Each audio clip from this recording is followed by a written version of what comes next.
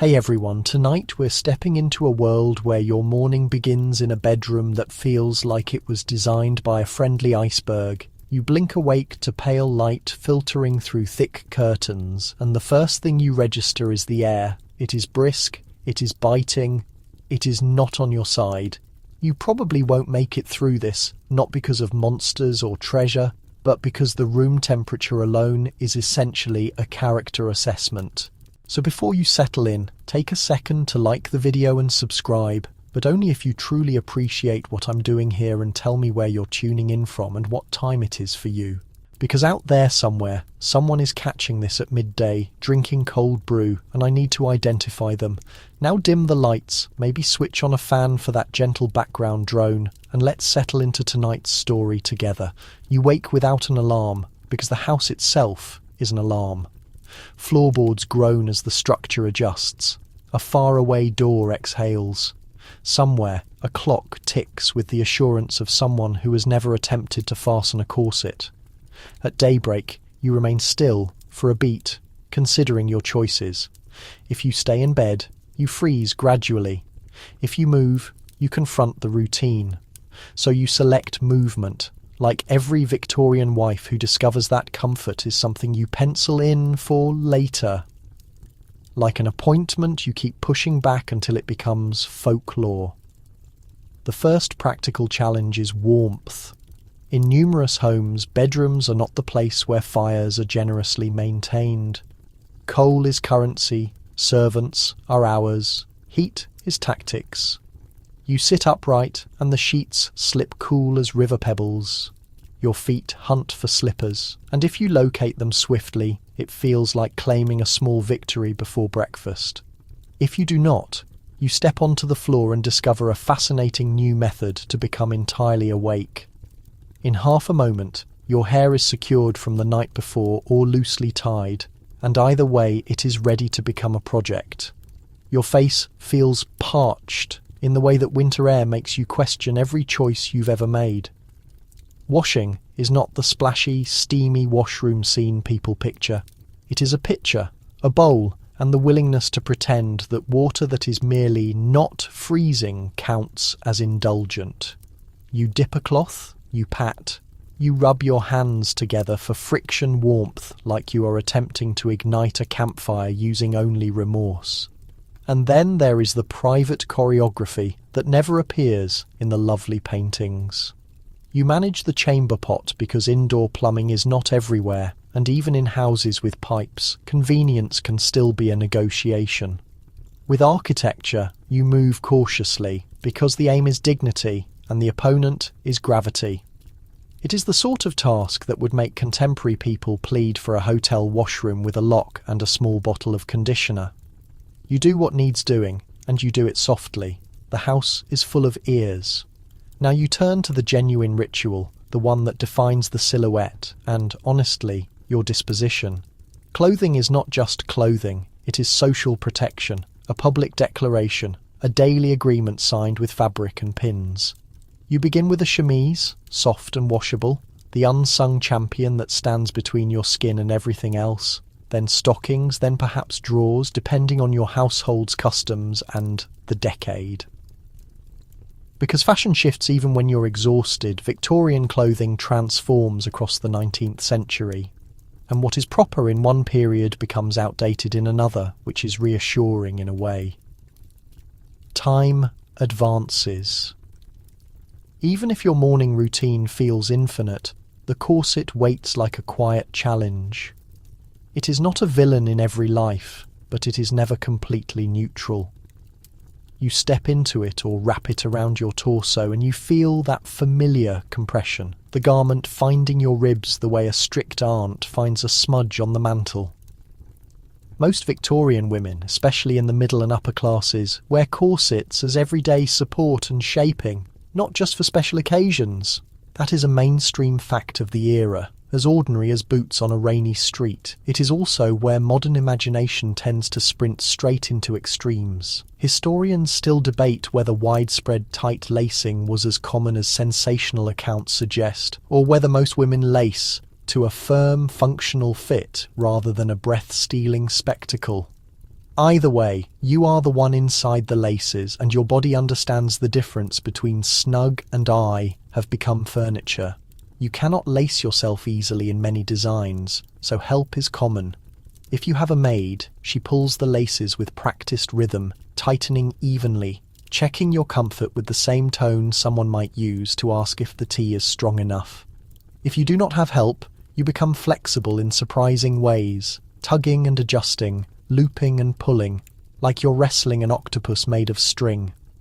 The joke is that you are getting your figure, but it feels more like your figure is getting you. You breathe in, you hold, you breathe out, and you learn to speak while your lungs negotiate for space. Once the corset is set, the rest of the architecture follows. A corset cover or camisole smooths lines. Petticoats add warmth and structure. Depending on fashion, you may add a bustle or layers that shape the back of the skirt, making sitting down an activity you plan, not a reflex. Every layer has a purpose, and the purpose is rarely your comfort. Still, there is a strange steadiness in the system. The corset supports your posture. The layers distribute weight. The clothing holds you together, literally and socially, and that can feel like security when so much of life depends on being seen as proper. You check yourself in a mirror if you have one, and if you do it with a sharp eye. Not vanity, not really, but vigilance. A crease in the bodice can look careless. A collar set wrong can look slovenly. Your appearance is read like a text, and people are eager readers. The Victorian ideal of domestic respectability places wives in a spotlight that is both flattering and unforgiving. You represent your household, you represent your husband. You represent a whole moral story that strangers feel entitled to interpret based on whether your gloves are clean, no pressure, just the entire culture perched on your shoulder like a judgmental pigeon. Then comes hair. Hair is effort disguised as ease. You part it, smooth it, pin it, and build it into a style that looks natural in the way a carefully arranged bouquet looks natural. Hairpins disappear into the arrangement, and you develop the skill of finding one with your fingertips without stabbing your scalp, which is basically a superpower. You might add a little oil or pomade to tame flyaways. If you're feeling daring, you use a fashionable fringe or a small puff, and you hope it stays put. The goal is to look serene, as if you woke up like this, except you did not. You woke up cold and immediately started constructing a public-facing identity out of keratin. Some mornings include a tiny domestic pharmacy. Tooth powders are common, and here is a quirky tidbit that feels both charming and slightly alarming. Some tooth powders include ingredients like charcoal, chalk, or even more abrasive substances that promise brightness and cleanliness. You dab, you brush, and you tell yourself that gritty is probably fine. People also use mouth rinses and breath fresheners with strong flavours. Imagine mint with an attitude. You are not chasing fresh, you are chasing acceptable, which is a different target altogether. Your hands are busy, but your mind is busier. You run through the day like a list written on air. Who needs what? Which tasks must be supervised? Which calls must be made? Which letters must be answered?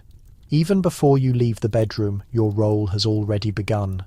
Victorian ideology celebrates the wife as the angel in the house, a moral centre, a gentle presence, the calm heart of the home. And you can do that, sure, but you also know the unspoken part. Being the calm heart of the home often means absorbing everyone else's chaos and smiling while you do it. That is not angelic, that is logistical. You listen. Somewhere downstairs, a faint clink suggests someone is stirring.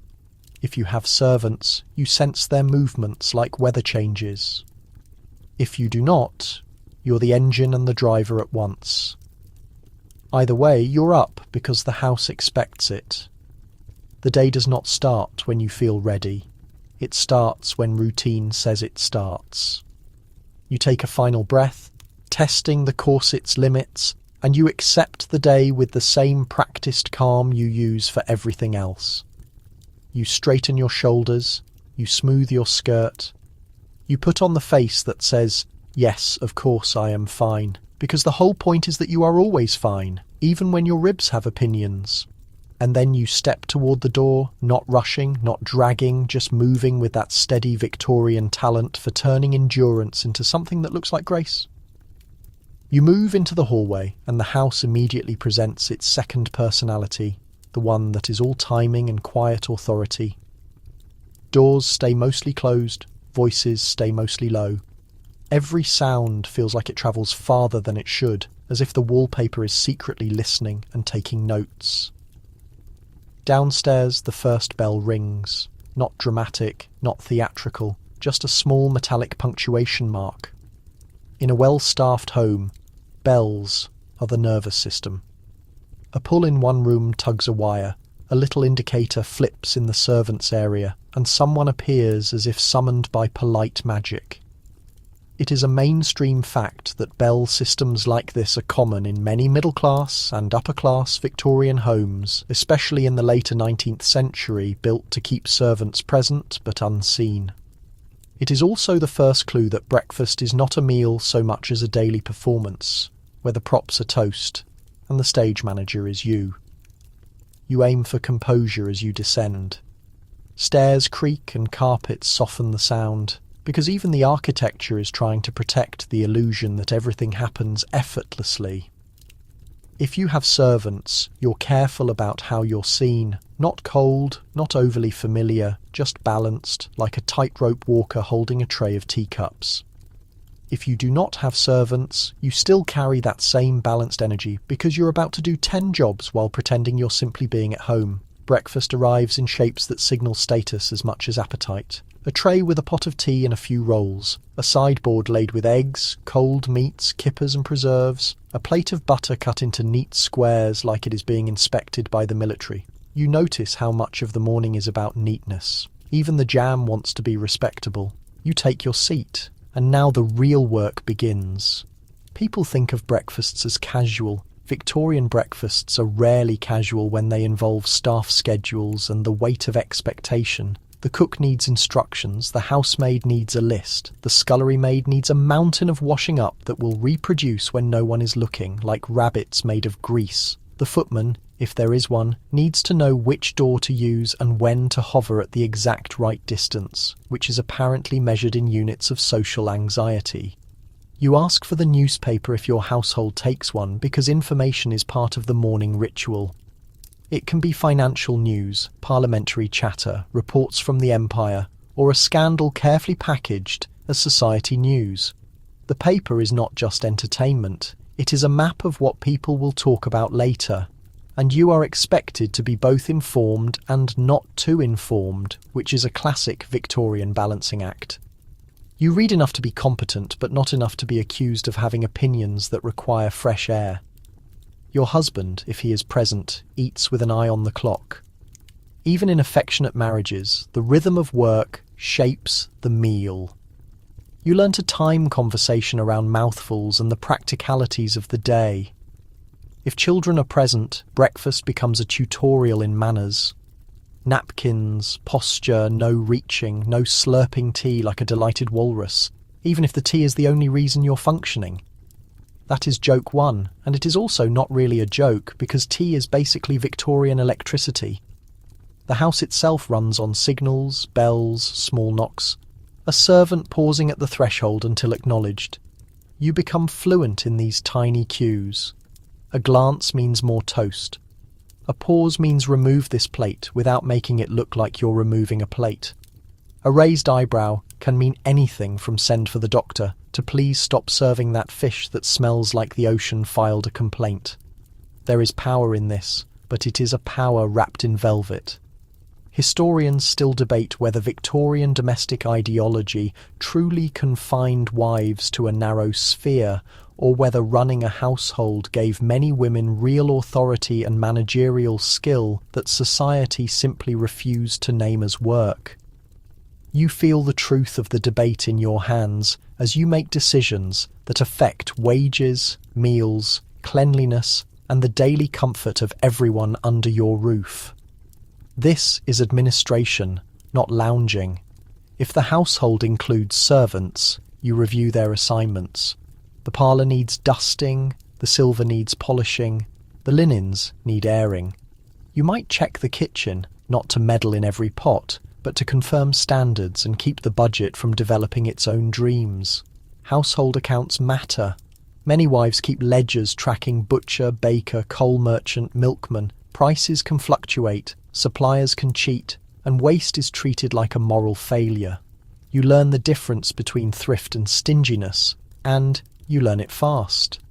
Some mornings include the ritual of the menu.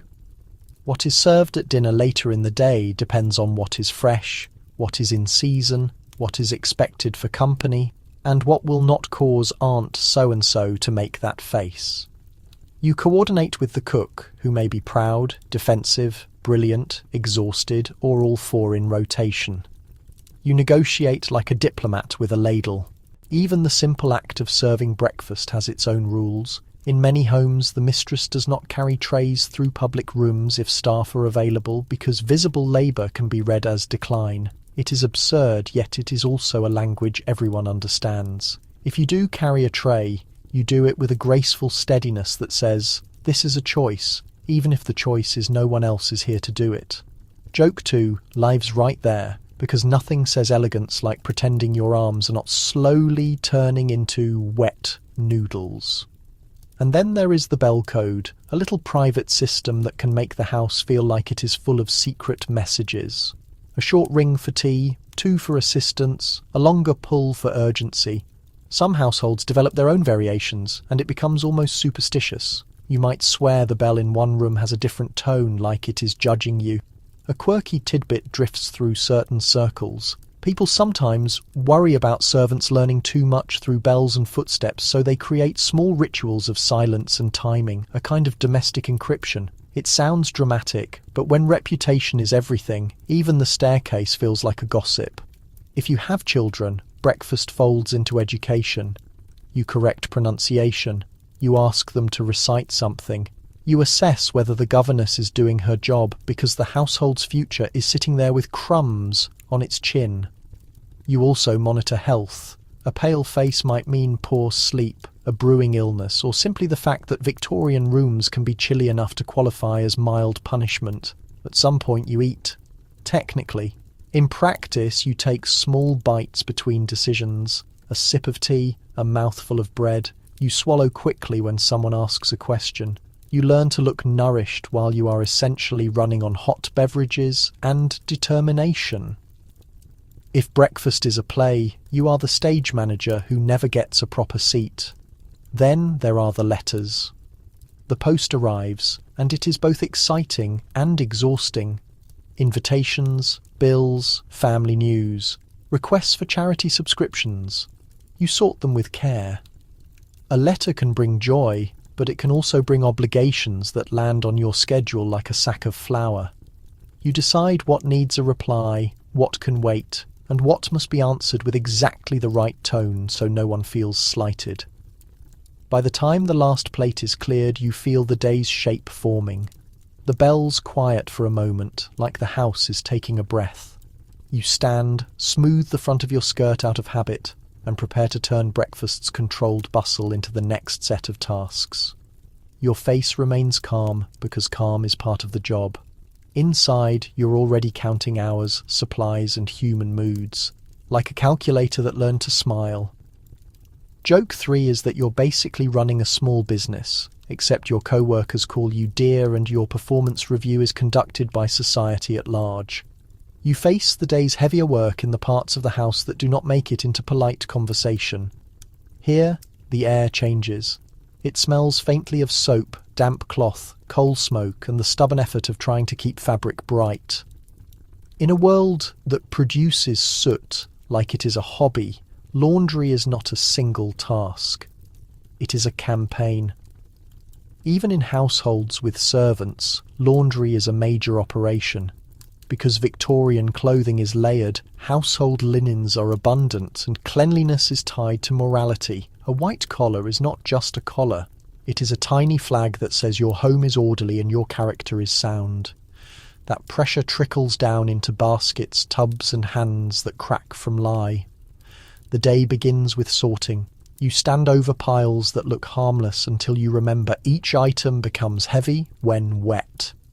Sheets, pillowcases, tablecloths, undergarments, towels, nursery cloths, dusters, aprons. Everything has its place, and everything has its own level of acceptable dirt. A kitchen cloth is allowed to be a little grimy, but a guest napkin must be blameless. You learn to see stains like a detective. Grease, ink, wine, blood from a scraped knee, soot, mud. Each has a different strategy, and the wrong strategy can set the stain like a permanent insult. A mainstream fact sits in the centre of this. Victorian laundering often involves boiling, scrubbing and chemical agents such as soap made with alkaline substances, and in many homes it is done in large batches on specific wash days. It takes time and fuel, which means planning. Coal or wood for the fire, water hauled, heated and replenished, space cleared, lines prepared. You cannot just do a quick load. The concept would make you laugh and then cry and then laugh again because that is how you cope. If you oversee servants, you check supplies first. Soap, starch, bluing, brushes, irons. You might keep a sharp eye on soap because it vanishes in a way that suggests it has legs. That is joke one. The reality is that soap is expensive enough to watch and people dilute, stretch and economise. If you do the work yourself, you still check supplies, except your staff meeting is you staring into a cupboard and negotiating with a half bar of soap like it is a stubborn child. Water is the next issue. You need a lot of it. In some homes, water is carried from a pump or well. In others, there are pipes, but not necessarily the kind that deliver reliable hot water on demand. You haul, pour, heat and repeat. Steam rises, the laundry room turns into a damp, warm cave, and the windows fog as if the house is sighing. And the washing begins. You soak linens to loosen grime. You scrub with a washboard, arms moving in a rhythm that can feel meditative for 5 minutes and then feels like punishment for the next 3 hours. Fabric drags against wood. Soap foam gathers. Your shoulders burn. You keep going because stopping means the mountain does not get smaller. It just waits smugly. Boiling is a big part of the process. For whites, especially linens, a copper boiler or large pot sits over heat and the water churns. You stir with a stick to prevent scorching. The heat is intense and it is easy to splash yourself if you are careless. Burns are common in laundries and so are sore backs, because bending over tubs is a posture the human spine did not sign up for. The room can get so humid that your hair frizzes under pins, which feels like the laundry is personally attacking your dignity. Stains get special attention. Grease might be treated with something like Fuller's Earth or special soap. Ink can be a nightmare. Some methods involve milk or lemon juice or even harsher chemicals. A quirky tidbit that floats around Victorian domestic advice is the use of unusual stain removers recommended in household manuals, sometimes involving things that sound like they belong in a potion shop. Certain guides suggest everything from ox gall to carefully applied acids for stubborn marks. And you can practically hear the warning in the background. Do not ruin the fabric, do not poison yourself, do not set the house on fire. So basically, relax. Once washed, items must be rinsed thoroughly. Soap left in fabric can irritate skin and attract dirt. Rinsing means more water, more hauling, more wringing. Wringing is its own ordeal. You twist sheets until they feel like they might twist you back. Some households use a wringer, 2 rollers that squeeze water out, which sounds convenient until you imagine fingers getting caught. You learn to respect the machine because it does not care about you. Outside, if the weather cooperates, you hang items on lines. If the weather does not cooperate, you improvise indoors, which means damp cloth draped over racks, chairs, rails, and any surface that looks remotely willing. Drying indoors can make rooms smell like wet cotton and warm soap, and it can invite mildew. Drying outdoors comes with its own hazards. Soot from chimneys, sudden rain, birds with terrible timing. You stand there, eyes scanning the sky like a sailor. Joke 2 is that you become a part-time meteorologist, except your forecast is panic. While clothes dry, another task rises up: ironing. Victorian irons are often solid metal heated on a stove. You test the heat carefully because too hot will scorch, too cool will do nothing. You might keep multiple irons warming so you can swap them as they cool. The iron is heavy. It drags and presses and demands steady hands.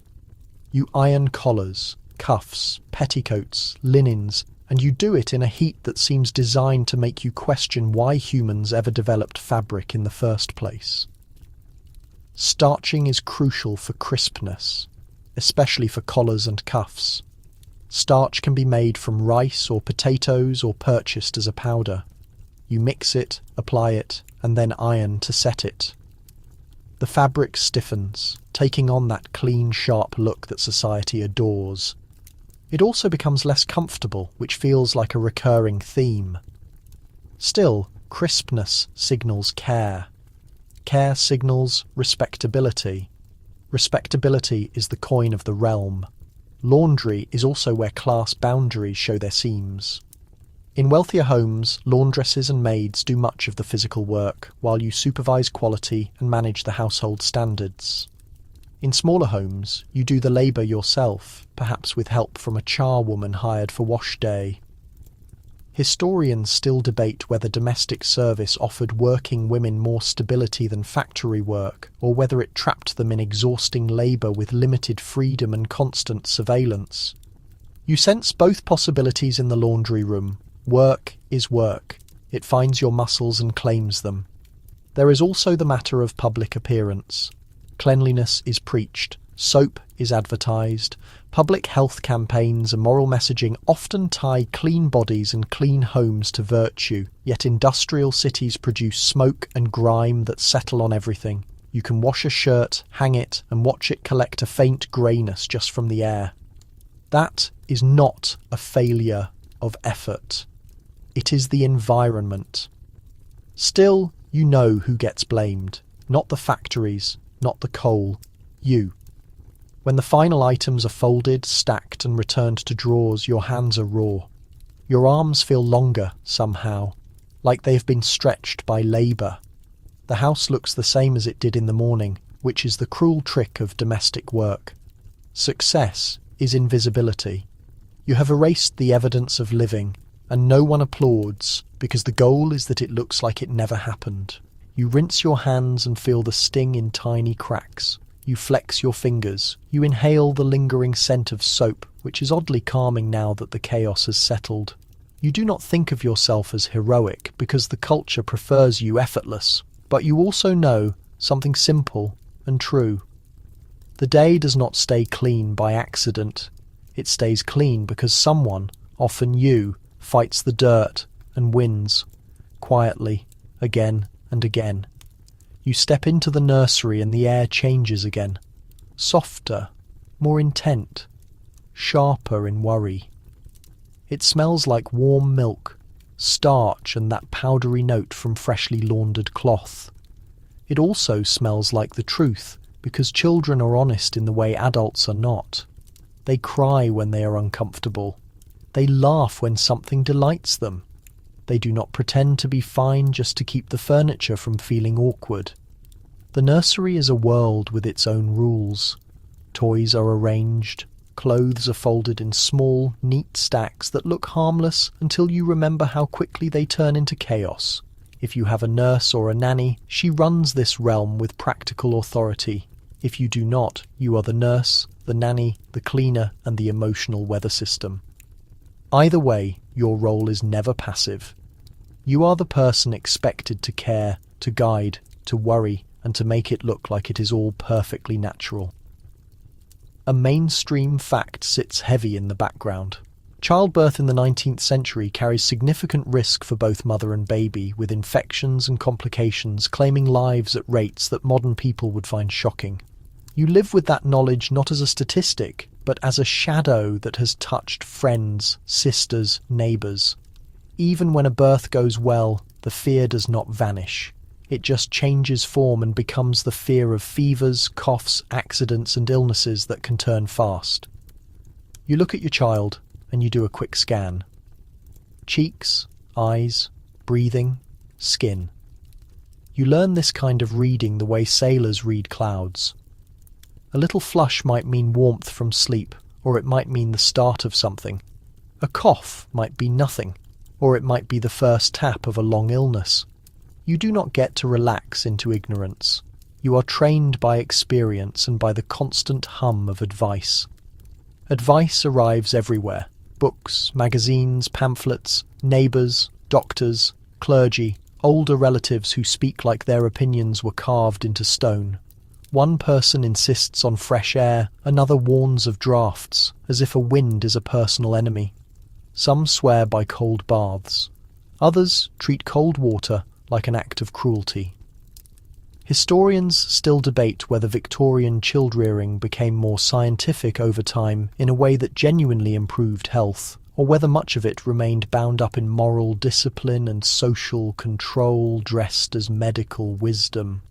You feel the confusion in every contradiction because your child does not care which theory is fashionable. Feeding becomes its own battleground. If you are breastfeeding, you're expected to do it with a calm grace that does not match the reality of sleepless nights and a body that is constantly demanded of. If you cannot breastfeed, or if you choose not to, there are wet nurses in some contexts, or bottle feeding with early formulas that are not always safe, especially in cities where milk can be watered down or contaminated. You may hear warnings about bad milk, and you learn to be suspicious of anything that should be simple. If your child is older, the nursery turns toward routine and training. There are naps, meals, walks, lessons and rules about behaviour that are treated as moral foundations. You are not only raising a person, you are raising a reputation. You are expected to produce children who can sit still, speak politely and demonstrate that your household is well managed. The child becomes a public exhibit. If the child misbehaves, it reflects on you. It is unfair, of course, but fairness is not the operating system here. The nurse or nanny, if you have one, can be both a blessing and a complication. She may know far more about practical childcare than you do, simply because she has done it for years.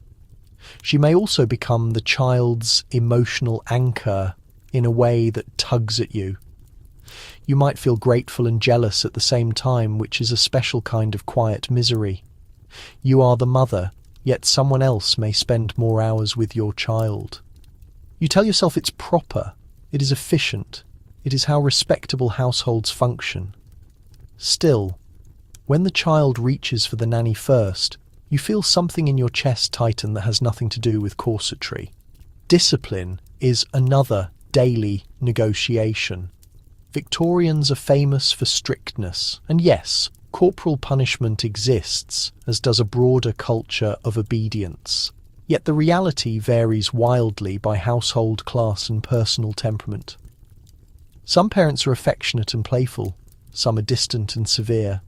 Many are somewhere in between, trying to shape a child without breaking their spirit and not always succeeding. You might hear the phrase "spare the rod" tossed around like a proverb that ends all discussion. You might also read advice emphasizing kindness, suggesting that fear alone makes for weak character. You are left to decide what kind of authority you want to embody. There is also a strange emotional logic in the era. High child mortality means many families brace themselves against grief by keeping affection controlled, at least in public. Some people claim parents avoided becoming too attached.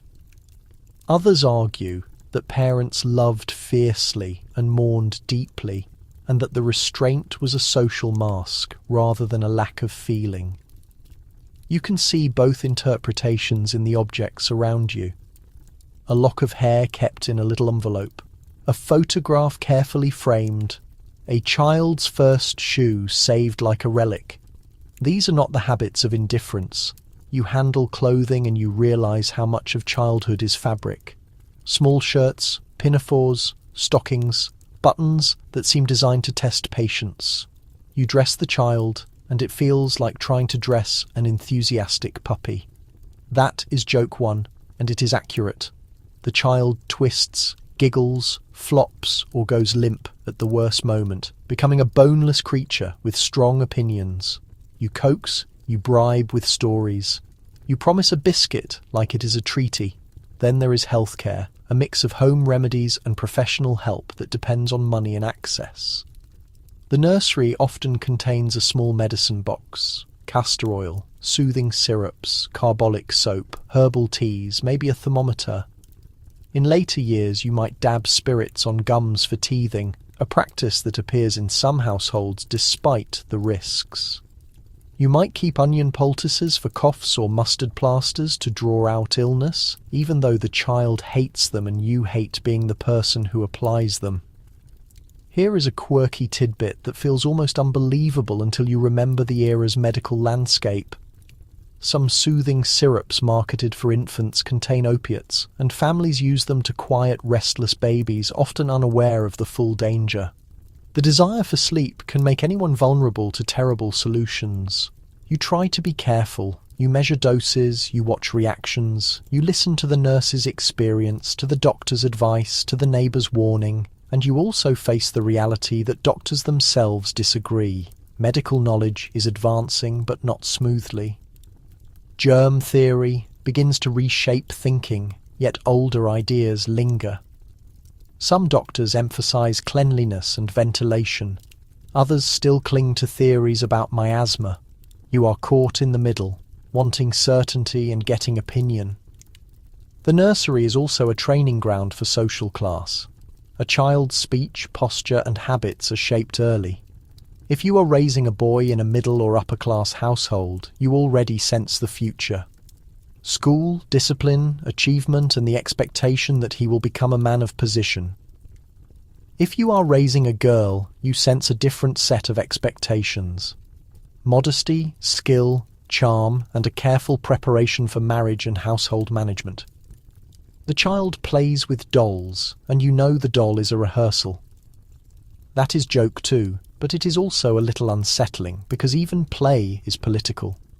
You spend time in the nursery and you feel the tug between tenderness and duty.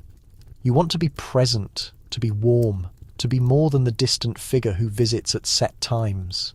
At the same time, the household demands your attention elsewhere and society praises a kind of maternal virtue that often looks like self-sacrifice. You kiss a forehead, you smooth a blanket, you whisper comfort. You do it quietly because the household is full of eyes and too much emotion can be criticized as indulgence. Imagine being told you love your child incorrectly.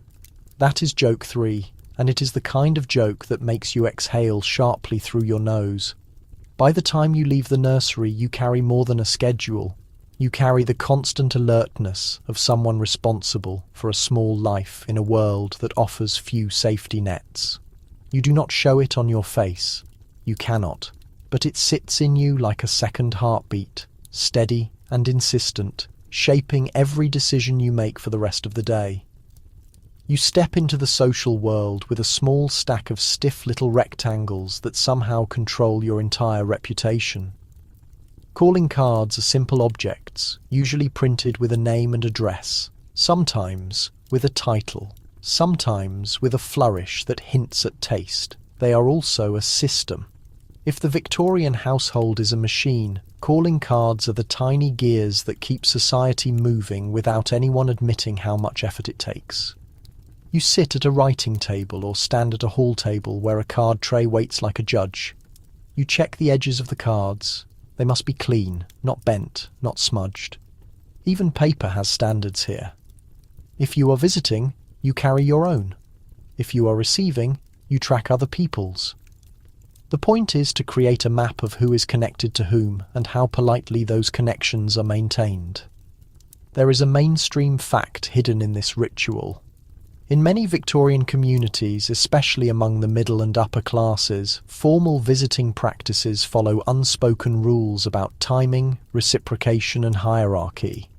A visit is not just a friendly drop-in. It is a signal that can elevate, reassure, or quietly freeze someone out. You figure out fast that too much friendliness reads like you're desperate, while holding back too much makes you seem stuck up. So you shoot for this exact temperature of warmth, like tea that can't be scalding or cold, just perfectly drinkable. You get ready for visits with the same care you give to what you wear, because how you look is part of what you're saying. Hat, gloves, maybe a veil, depending on what's in style and what part of town you're in. You double check that your dress fits the hour. You don't show up at noon in something meant for evening unless you want people remembering you for all the wrong things. This world doesn't forgive confusion. It takes confusion and spins it into gossip. The carriage might pull up if you've got one, or you walk, or you use public transit in the later years if that's considered decent in your social circle. The streets are packed, and the city isn't cleaned up. Horse droppings, smoke, mud, and the stink of burning coal fill the air. You lift your hem a little to dodge the worst spots, and you do it in a way that doesn't look like you're thinking about manure, because apparently thinking about manure isn't ladylike. That's the first joke, and it feels weirdly freeing to say it out loud, even quietly. Showing up at someone's house is all about holding yourself back. You don't pound on the door like there's a fire. You don't hang around outside looking scared. You ring the bell, you wait, you stand, like you were literally born standing in doorways. A servant opens up, and now you're in that weird space where the help is both there and socially invisible. You hand over your card and the servant takes it, and the whole thing is polite and measured. If the woman who lives there is at home, you might get asked inside. If she's not at home, you might not. That phrase doesn't always mean she's actually gone. Sometimes it means she's busy or not interested or dodging someone with the skill of a cat disappearing behind a curtain. A calling card sitting in a tray can be friendly or cold. You know which by whether anyone acknowledges it later. When they let you in, you walk into a sitting room where the objects do the talking. Flowers in a vase say refinement. Books on a table say intellect, or at least wanting to look intellectual. Displayed needlework says patience and class. The room is arranged like a personal advertisement, and you're supposed to read it without staring. You sit where they tell you to, and you practice the delicate skill of paying attention without being nosy. The conversation starts softly, like you're both checking the temperature. Weather, health, concerts you've attended, sermons you've heard, a new book you've definitely heard about, even if you haven't cracked it open. Then comes the subtle shift. Who's been spotted with whom? Who got engaged? Who's sick? Who relocated? You join in without looking too eager. You're walking a social tightrope, and that rope is woven from other people's emotions. Historians still debate whether Victorian social customs mainly trapped women in shallow performances, or whether these networks actually gave women real influence, intelligence and power in their communities. You can sense both things being true at the same time. The rules can feel crushing, but the visiting rounds can also work like a communication network that women mostly run. Information moves through parlours quicker than through papers. Choices about charity work, school boards, church activities, even business contacts can begin as casual conversation. The gentle exterior hides the iron structure. The timing matters. A formal morning visit is usually quick, maybe 15 to 30 minutes, because staying too long can burden someone or signal you've got nothing else going on. That's the harsh logic. You have to show you care, but you can't show you have time to care. You look at the clock like it's accidental. You stand at the right instant. You toss out a small compliment. You exit with smooth efficiency. Sometimes you don't even go inside. You drop a card and keep moving like a little paper meteor blazing through the neighbourhood. In some cases, you fold the edge of your card or mark it a certain way to send a signal.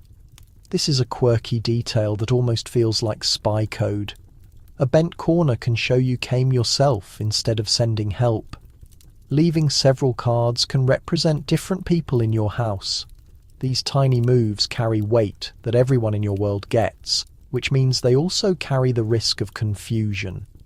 Nothing says entertainment like a social system that can crash because of how you fold paper. You also deal with the dangers of who you associate with. Visiting the wrong person can look like you're backing them. Not visiting someone after they marry, lose someone or move can seem like an insult. Visiting too fast after a scandal can make you look careless. Waiting too long can make you seem heartless. Society claims it loves virtue, but it also loves watching people stumble. That's another joke. And it's also basically the whole entertainment business of that time. Then there's the draining task of returning visits. If someone stops by your place, you're supposed to return the gesture within an acceptable window. This turns kindness into accounting. You keep records. You monitor who's called. You figure out which relationships need more attention, which can coast along lightly, which need careful handling. This is emotional work with pen and paper. Having visitors is its own show. You announce specific hours when you're available, and you get everything ready. Tea service, maybe cakes, a clean room. You can't look rattled. If someone arrives and your house looks messy, that mess gets blamed on you. Even if a kid's been sick or the cook walked out, you're expected to smooth things over. You get skilled at quick fixes. Flowers repositioned, cushions fluffed, crumbs disappeared. You can tidy a space in the time it takes a servant to walk from the entrance to the sitting room. That's the third joke, and it's the kind of talent that would crush modern competition shows. The social circuit can also save some women. Visits break loneliness. They give you conversation, laughter, shared wisdom, and quiet support. For others, they're a daily exam that drains energy. Either way, you can't skip them without facing fallout. Your reputation in this time isn't something you own privately. It's something built publicly from hundreds of small exchanges, and calling cards are the building blocks. When the final visit wraps up and the last card gets left, you head home with your head full of observations. You remember who looked exhausted, who smiled too hard, who changed the subject, who brought up money in a way that sounded worried. You haven't just made social rounds, you've collected intelligence, reinforced connections, and kept the fragile web that holds your household in place within its world. You hang up your gloves, you put your extra cards back in their holder, and you let yourself take one quiet breath. Social survival is still survival, even when it comes dressed in lace. You walk out onto the street with intention that's meant to look like leisure time. Shopping in the Victorian city is one of the rare socially acceptable reasons for you to be out and active, which gives it this strange double freedom. You're outside surveillance. Because you're outside, the air hits your skin with that city blend of coal smoke, wet stone and horses. The sidewalk is crowded, and you stay alert because a careless splash from a passing coach can redecorate your skirt in a shade called gutter, and nobody's going to praise it. You raise your hem just enough to keep it clean, and you do it with the smooth skill of someone who's raised a hem 1,000 times while acting like she's not raising a hem. The first joke is that you turn into an expert at looking dignified while doing the total opposite of dignified. You don't wander without purpose, at least not in a way that looks aimless. Respectable movement is like choreography. If you're middle class or upper class, you might bring a maid or a companion, or you schedule your trips for busy times when being alone seems less strange. In other situations, you go solo because you have to, and the city interprets you differently based on your clothing, your bearing, your speed. The same block can feel like a pleasant stroll or a test. A basic fact of that era sits right there as you get close to the shopping areas. Victorian cities witness the growth and spread of big retail spaces and department stores, especially later in the 1800s, building new kinds of public indoor settings where women can look at merchandise. These spots are bright, busy and designed, and they train people to want things. They also provide something rare in a grimy city, a space that seems clean, warm, and socially okay for you to hang around in for a bit. You walk past smaller shops first, the butcher, where the smell is sharp and real, the baker, where warmth spills out in sweet clouds, The produce seller with crates of apples and greens arranged like something edible and artistic. You check prices because even when money's comfortable, it's not endless. Home budgets are living organisms and they'll snap back if you ignore them. When you enter a general shop, the bell over the door announces you. That little ring is a spotlight. The owner glances up and you feel the quick evaluation. Your gloves, your voice, your attitude. Whether you seem like someone who settles bills fast, whether you seem like someone who'll fight over a fraction of a penny until the end of time. The second joke is that the shopkeeper can complete this assessment faster than a modern phone recognizes your face and with way more judgment. Buying isn't always a set price situation. In markets and smaller stores, negotiating is part of the ritual, especially in certain areas and among certain groups. You figure out the skill of sounding firm without sounding hostile. You might be expected to bargain some, but not excessively, because showing too much interest can look cheap, and looking cheap can look like a character flaw, which is an exhausting line of reasoning over a loaf of bread. If you're buying on credit, there's another layer. Some homes keep running tabs with local merchants, settling up weekly or monthly. Credit means convenience and danger combined. It can help your household's money situation run smoother, but it can also turn into a quiet trap if spending inches upward. You know that owing money can damage reputation. You also know that money discussions are often labelled unladylike, which works out great for everyone who benefits from you not pushing back. The city itself has a different feel depending on your location. In richer neighbourhoods, storefronts show gloves, ribbons, perfumes and carefully displayed china. In poorer sections, necessities dominate and everything moves faster. You see women hauling bundles, balancing baskets, dragging kids along by their hands. There's no relaxation in their shopping, it's supply gathering, and it's work. You notice how the city separates people without posting signs.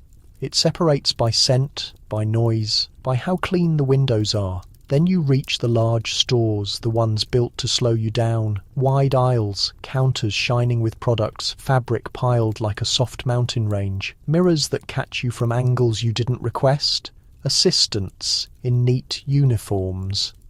Usually young women waiting there with rehearsed courtesy.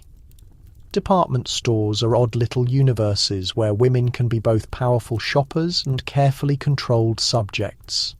Historians still debate whether these new shopping locations genuinely expanded women's freedom in public spaces, giving them safer places to move and connect, or whether they just channeled women's energy into buying things and reinforced a narrower identity as household purchaser and decoration. You experience both truths at once. You can browse without causing talk, but you're also being trained to desire more lace, more fragrance, more polished items that promise to make existence feel smoother than it really is. You slide your fingers across fabric, sensing the gap between sturdy wool and delicate silk. You think about durability because clothing has to withstand soot, rain, and constant use. You think about fashion because the wrong detail can age you instantly. You think about what your household expects you to project because appearance isn't just personal choice here. It's a public vocabulary. A shop worker brings more fabric, holds it toward the light, watches your reaction with the tiniest hint of approval. You learn to control your expression until you're certain. If you look too thrilled, somehow the price becomes more confident. You request a sample. You compare shades in the light. You act like your choice is easy. Inside, you're calculating with style and budget and social implications. There are also the small temptations scattered everywhere. Candied fruit, expensive soaps, imported teas, decorative pins that sparkle like they've got attitude. You tell yourself you came for essentials. Then you spot a ribbon that would work perfectly with a hat, and you feel your determination shake. The modern version is adding something to your online basket at 2 a.m. because it's just a small reward. Except your basket is your actual hand, and your delivery method is you hauling it home like a guilty secret. You stop at a counter of gloves and you think about how clothing functions as a border. Gloves keep your hands protected, sure, but they also broadcast that you don't do physical work, at least not where people can see. There are social announcements stitched into your fingers. You pick carefully because gloves wear down quickly, and replacing them feels like supporting a small, costly creature that only consumes leather. A quirky fact crosses your mind as you look through printed catalogues and fashion illustrations. Some stores and publishers distribute illustrated lists of merchandise that let people select items without extended public browsing, and in some circles women even create private shorthand on shopping lists to keep household information hidden from servants or nosy observers. It's not always dramatic secret code, but it can be little shortcuts and marks that make the list mainly readable to you. A shopping list turns into a private document of control. What you choose to purchase, what you reject, what you put first. When money gets tight, beyond the big stores, the street keeps flowing. Buses roll past, packed with riders. Cabs cut through traffic. Street sellers shout, offering flowers, fruit, small items, newspapers. You catch accents from different regions and sometimes different nations. The empire's influence appears in the objects available for purchase. The spices, the fabrics, the tea, the sugar. Shopping isn't only local, it's worldwide. And the city is where distant labour becomes a tidy product wrapped in paper. You also sense the social danger of being in public too long. Hanging around can seem lazy, staring at shop windows can be viewed as innocent or as desperate. You learn to move with purpose, even when you're just comparing costs. Your eyes absorb details fast. Your body stays controlled. You maintain a steady rhythm that signals you belong. When you finally complete your purchases, you handle the packages. They're heavier than they appear because everything weighs more than it seems. You tuck parcels against yourself, balancing them with practiced accuracy. The third joke is that you have the arms of a refined lady and the practical strength of a dock worker, and society only applauds the lady aspect. You come back home with paper-wrapped items that mean more than objects. They mean meals, organised, clothing kept up, standards maintained, small comforts obtained. The city has demanded you be careful, polite, observant and controlled, and you've managed it. While dealing with mud, smoke, stairs and pricing, you step back through your doorway, carrying proof of your capability, and you let the door shut behind you with a quiet click that feels for one short moment like a private win. You drift into the extended afternoon, the stretch of time that seems relaxed from outside and feels like a slow endurance event from inside. The morning's practical jobs have settled, at least enough that you can be seen doing what society labels your accomplishments. That term is carrying a lot of weight. It makes survival sound like a pastime. Afternoons usually belong to activities that demonstrate refinement. Needlework, music, drawing, reading, talking. If you're a wife in the middle or upper levels, these activities form part of the public narrative told about you. Cultured, elegant, peaceful. If you're in a home without hired help, you might still attempt to squeeze in these rituals between fragments of real work, because respectability is something you pursue even when it runs ahead. Either way, the afternoon is when you're expected to make time itself appear attractive. You sit with embroidery or mending, and the first feeling is the quiet. After hauling packages and organising meals and moving through a city, this can feel like a break. Then your fingers start their small repeated movements and you understand why people call it soothing. It can be soothing. It can also drive you crazy. Stitch, pull, stitch, pull. And your brain drifts to places you don't usually explore openly. Needlework is everywhere in Victorian home life. It's practical because clothing needs fixing and household linens need attention. It's also decorative because a cushion cover embroidered with flowers says you have style and leisure. A basic fact of that time is that needlework gets widely taught to girls and women as both a practical skill and a sign of feminine virtue. You can't just be capable. You need to be delicately capable, which is like being told to split firewood with grace. You select thread matching the colour carefully. You keep your stitches, even if you're creating something decorative.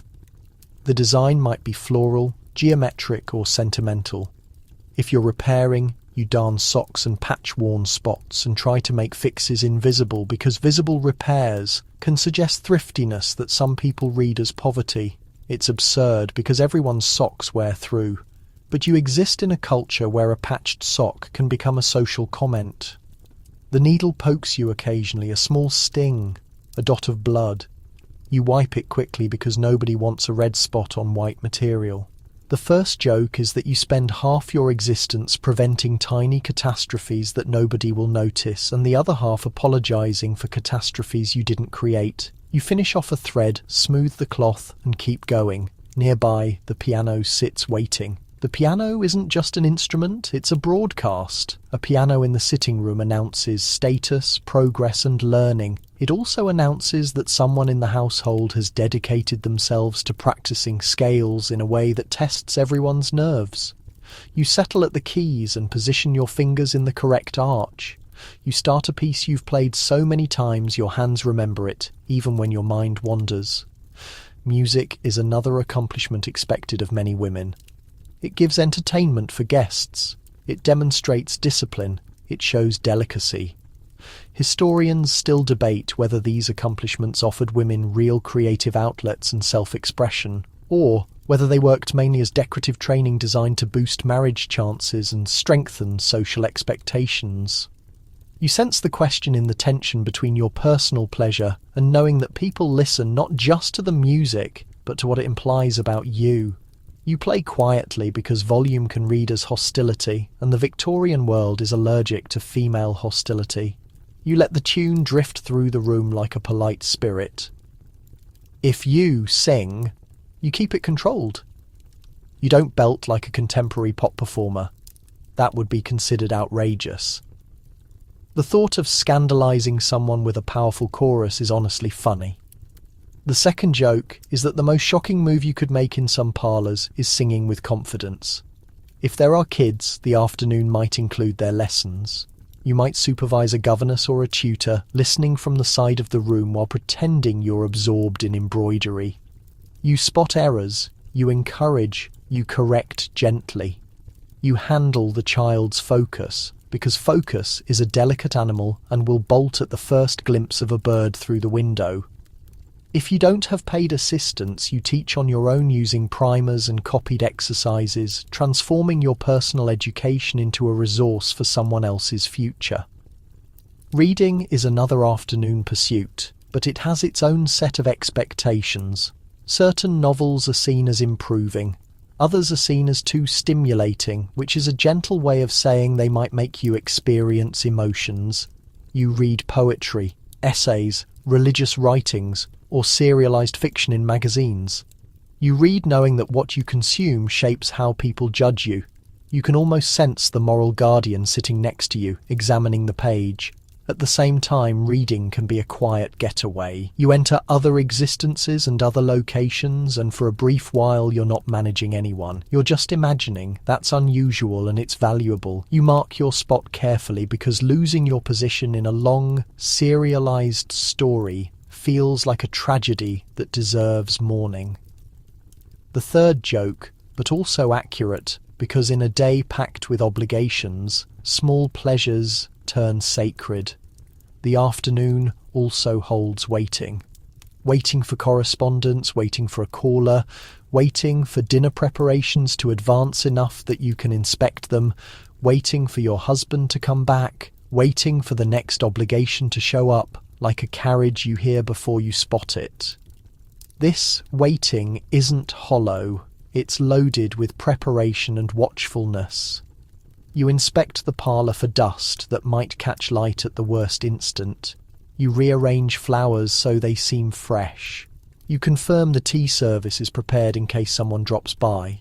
You check the clock, because time is the invisible supervisor of your day. A quirky detail slips into these hours through fads and small domestic obsessions. Some women get devoted to the language of flowers, using particular arrangements to suggest feelings without voicing them directly. A bouquet can be a communication, and the communication can be interpreted differently depending on the receiver's knowledge. It's partly romance, partly social riddle. You might arrange a vase carefully, enjoying the small, private significance, then realize you're essentially doing emotional messaging through plants. The modern equivalent is sending a thoughtfully selected emoji, except yours dies. Afternoons can also feature small social meetings like tea, where talk flows in managed currents. You serve, you listen, you reply with the appropriate level of engagement.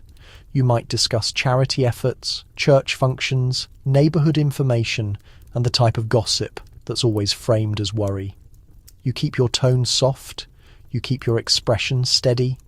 You navigate the stream without letting it drag you down. You notice how the day's quiet tasks affect your body. Your spine stiffens from sitting. Your wrists hurt from stitching. Your eyes strain from reading in light that can be dim on overcast days. Even the gentle labour has its price. The accomplishment isn't just the completed embroidery, it's the capacity to continue. During these hours, you also feel the inner existence that the Victorian world pretends isn't real. Your thoughts about ambition, frustration, longing, boredom, affection, resentment. They all swirl underneath while your hands perform composure. This is why the afternoon can stretch so long. It's not just time moving. It's you living quietly inside a roll, discovering little spaces of yourself between stitches and notes. As the light starts to change, the room's tones soften. The house gets more anticipatory. You put your work down carefully, not because it's valuable in itself, but because it represents effort and discipline. The afternoon has asked you to be refined, patient, and quietly productive, and you've accomplished it.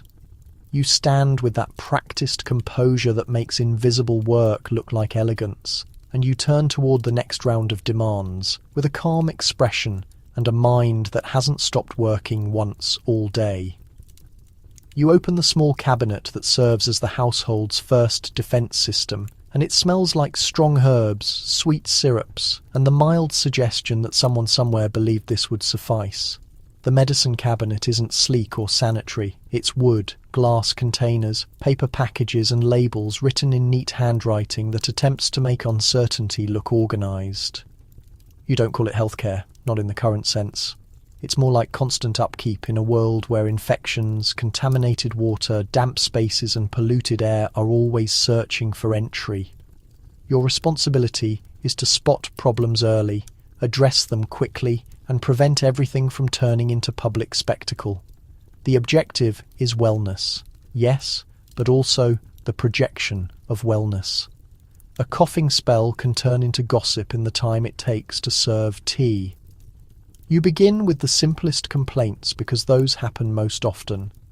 Headaches, sleeplessness, stomach upset, sore throats, anxiety. The Victorian language for discomfort is both flowery and questionable. If you mention you have a bilious attack, people respond like that clarifies everything. And honestly, it might. If you mention you're worn down, that describes half the population. If you mention you're hysterical, you risk getting treated like a broken music box that needs proper adjustment. The first joke is that your symptoms get converted into moral commentary so quickly you could sell tickets. A basic fact grounds this portion of your day. Many Victorian families depend heavily on home treatments, patent medicines and advice books, partly because professional medical attention can be costly, unreliable or mistrusted, and because doctors frequently contradict each other about treatments. You maintain supplies prepared because waiting can be risky and because the doctor might not show up promptly, even if you summon him, so you become the initial responder, the pharmacist, and sometimes the cautious doubter. You inventory.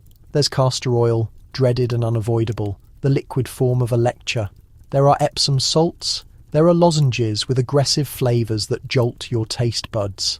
There are herbal mixtures like peppermint for digestive issues, chamomile for settling, and ginger for warmth. There might be vinegar for reviving someone when they faint, because fainting gets treated like an unfortunate fashion statement. There might be laudanum in some homes, an opium-based liquid used for pain and sleep, strong enough to comfort and dangerous enough to destroy lives. You handle those bottles carefully because you grasp that relief can have a sinister side. You approach illness practically. A child running a fever means watching and comforting. A husband with a cough means concern about employment and social exposure. Your personal exhaustion means pushing forward until you can't. The body is never simply a body. In this world, it's also an obligation. When someone mentions a sore throat, you think about warm beverages, honey and rest. For a cough, you might grab a calming syrup, a heated compress, or a steam treatment over a bowl, which always feels like negotiating with boiling water. For muscle aches, you might apply liniments that smell like they were created by someone who despises noses. The second joke is that Victorian medicine is either sweet enough to raise suspicion or strong enough to make you admit your secrets. You also monitor cleanliness because you may not use the term germs the way modern people do, but you still understand that filth and moisture invite problems. You ventilate rooms, you wash bedding, you scrub surfaces, you demand clean water where possible. This is where the era's medical shift reveals itself. In the later 1800s, germ theory and antiseptic methods start reshaping medicine, and the concept that microscopic organisms cause disease catches on among scientists and doctors. But older theories persist. You still hear discussion of bad air and miasma, and you still observe people obsessing over drafts, as if wind carries intent. Historians still debate whether the movement toward germ theory changed everyday household health habits rapidly, or whether older assumptions kept dominating domestic choices for decades. You exist within that gradual shift, making decisions with partial information. Then there are the female troubles, a category so expansive it could cover anything from cramps to sorrow to anger at being told to smile one more time. You might hear yourself described as fragile, oversensitive, susceptible to nervousness. The culture regards your body as naturally unstable, like a carriage wheel needing constant adjustment. Doctors might order rest or tonics or the notorious rest cure, which in some instances means isolation and forced inactivity. For some women, rest brings relief. For others, it's confinement with a pleasant name. You determine what to do with your personal discomfort. If you feel tense or overwhelmed, you might take a tonic or drink a calming tea or lie down briefly. You might also just keep moving because the household doesn't stop. There's this odd pressure to stay cheerful and stable. You confess to exhaustion and risk looking fragile. You mask it instead, becoming expert at burying what you need. The physician, when he arrives, plays healer and social performer both. His appearance is theatre. He questions, watches. He might address your husband instead of you, though you're the one holding all the details. You're meant to be accommodating without pushing too hard, which creates an amusing tension when someone's survival might hang on what you've noticed. You pick words with precision, offering facts while sounding like you're not overstepping. This is negotiation with medical instruments. Sometimes you turn to household guides, those popular volumes promising to transform you into a capable supervisor of everything, the human body included. They catalogue ailments and treatments with absolute certainty, and that certainty brings comfort even when the guidance is suspect. A compress for one thing, an elixir for another, fresh breezes recommended, always, though not excessively. Rest when necessary, though not too much. It resembles getting directions from someone who's never encountered actual existence but remains wildly eager to command it. A strange detail enters your storage space through genuinely peculiar remedies circulating during this period. Certain families trust magnetism, electrical contraptions, or specialized bands and rings claiming to restore energy, settle anxiety, or address vague ailments. You see promises of wellness through unseen powers, and the attraction makes sense. When genuine treatment remains uncertain, a self-assured device offering guarantees becomes appealing. The amusing part is that Victorian society creates health fads with the same intensity modern culture applies to premium bottled water, except yours might include a small, mechanical crank. You handle injuries too, since existence brings countless sharp corners, slashes from cooking blades, scalds from pressing irons, scrapes from tumbles, splinters from wooden fixtures. You clean wounds, wrap them, pray infection stays away. Antiseptic products grow more available gradually, though methods differ. You might use carbolic solution. You might use spirits. You might use whatever appears reasonable and accessible, usually blending experience with crossed fingers. A quiet, emotional burden lives in all this. Each treatment you select represents a small choice made without certainty. Should you keep the child confined to bed or encourage outdoor air? Should you summon the physician immediately or hold off? Should you trust the medicine or skip it? You navigate these questions while juggling meals, social duties, household management. The medicine storage isn't separate from existence. It weaves through everything. You develop recognition of the boundary between ordinary discomfort and genuine threat. A fever that won't break, a rash expanding, a cough growing deeper. You observe, you attend, you respond. You maintain vocal calm so others don't alarm. You keep hands controlled even while thoughts race. If you've ever attempted looking peaceful while your mind performs gymnastics, congratulations.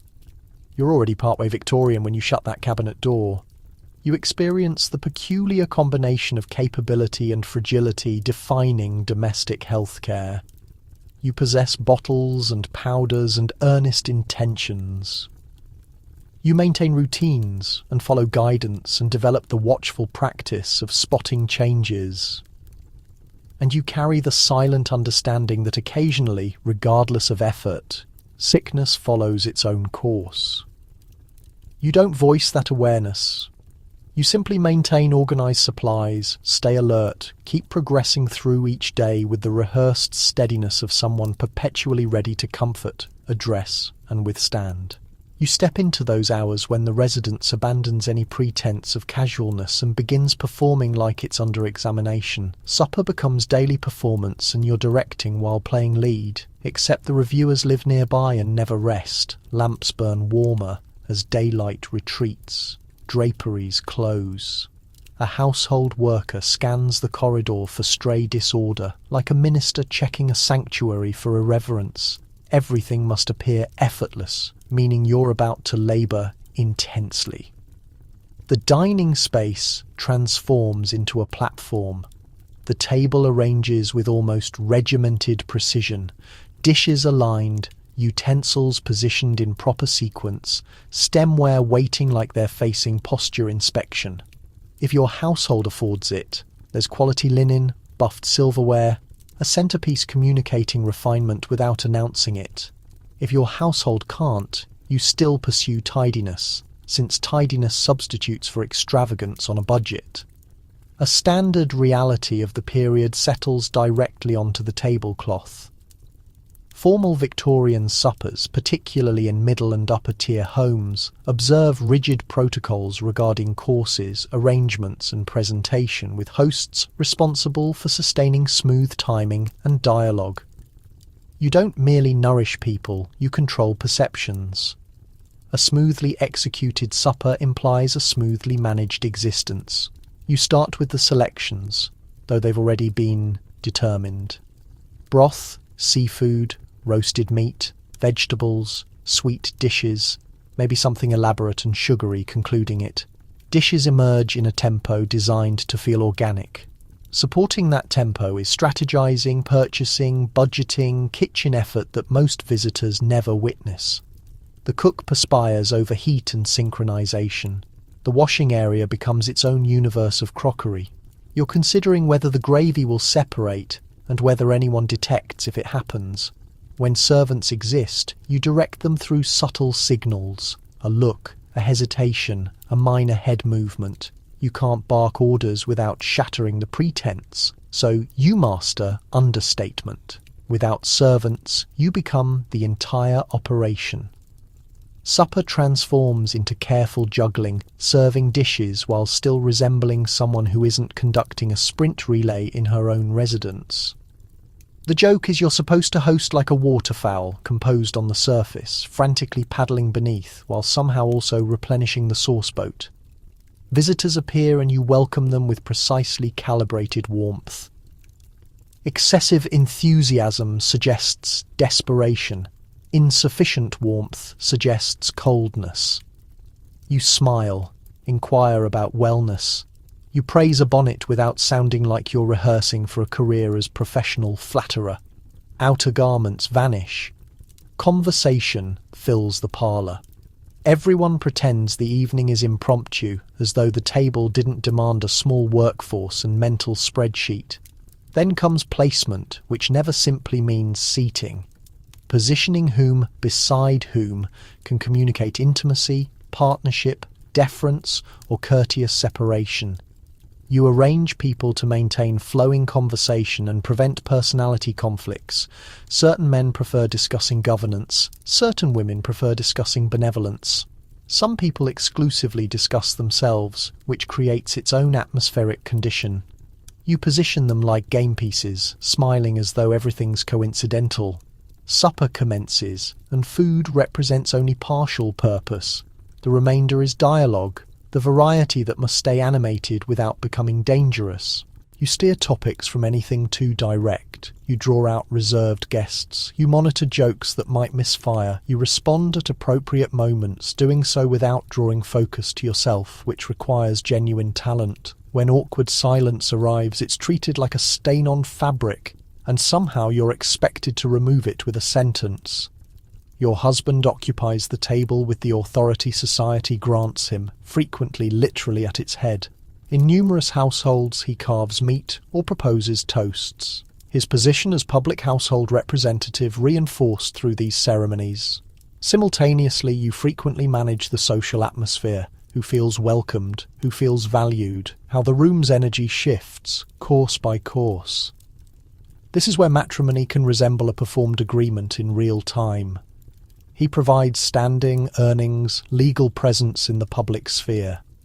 You provide organisation, tact, the social currency maintaining the household's reputation. Scholars continue debating whether Victorian domestic existence primarily reduces wives to subordinate positions under male control, or whether women establish substantial influence through entertaining, connecting, and managing the household's social bonds. The dining table perfectly illustrates the discussion. Without anyone stating it, you can feel restricted and powerful simultaneously.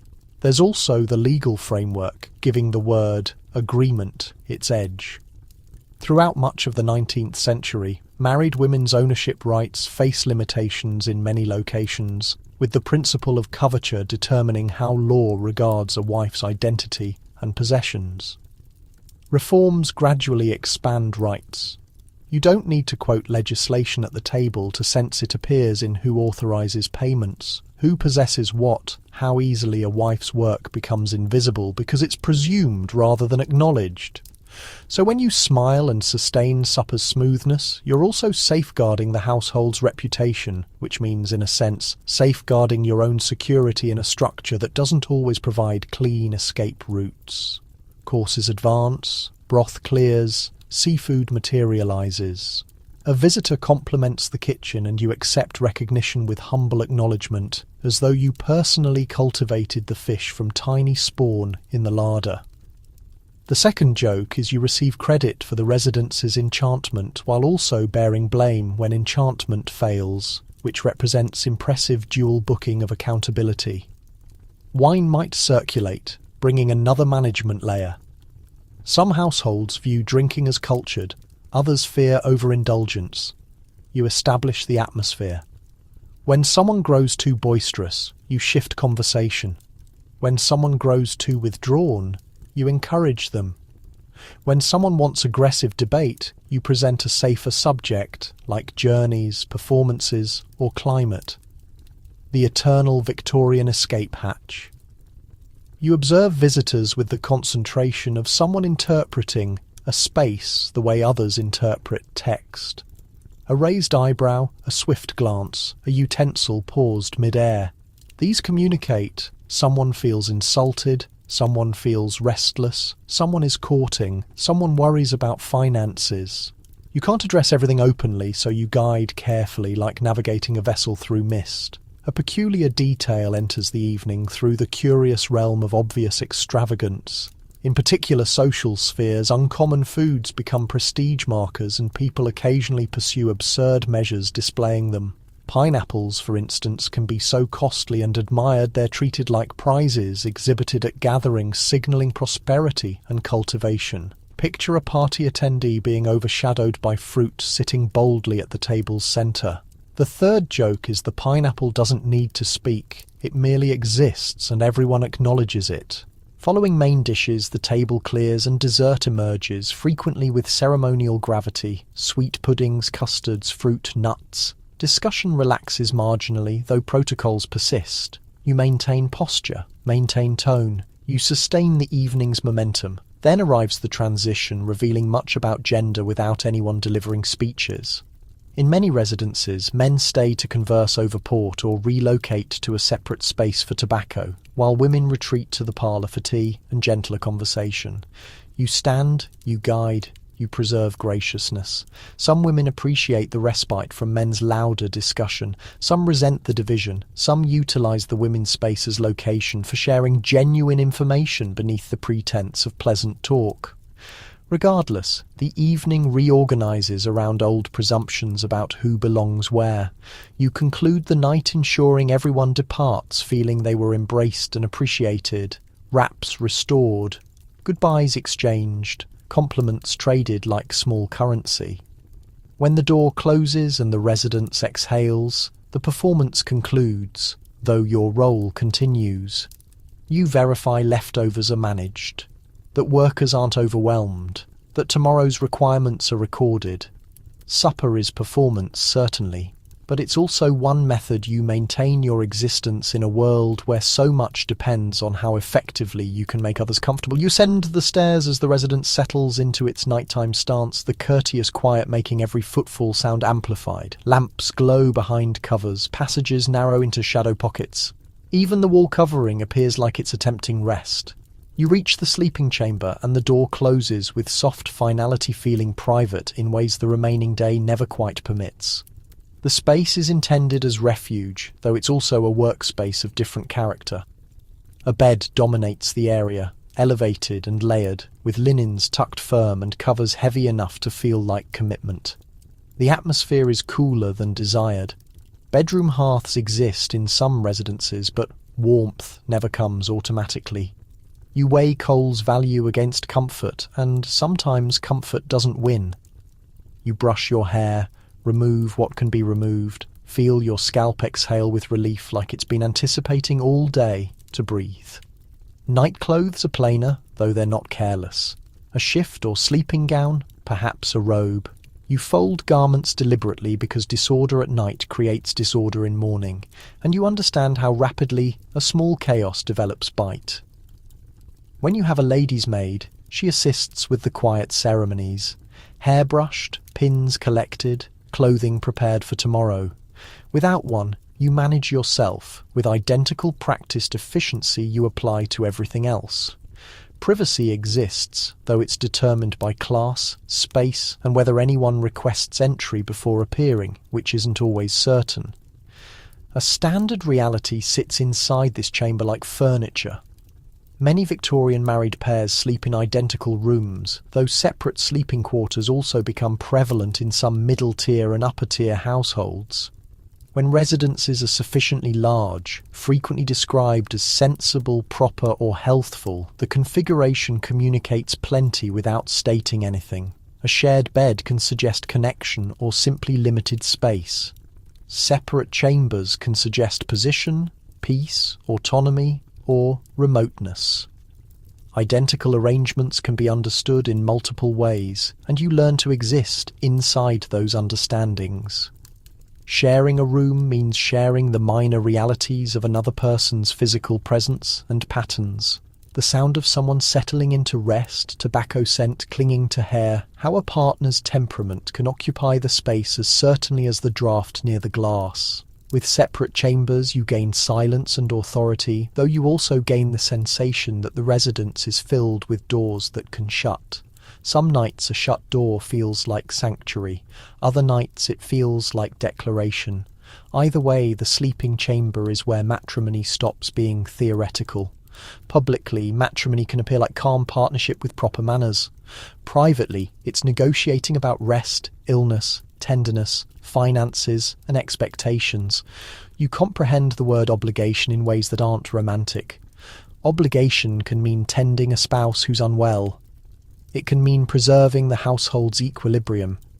It can mean closeness you desire, closeness you endure, or closeness you fear, depending on your relationship's configuration and your own physical reality. You don't articulate these things openly. Victorian existence encourages you to keep them contained, as though silence can eliminate complexity.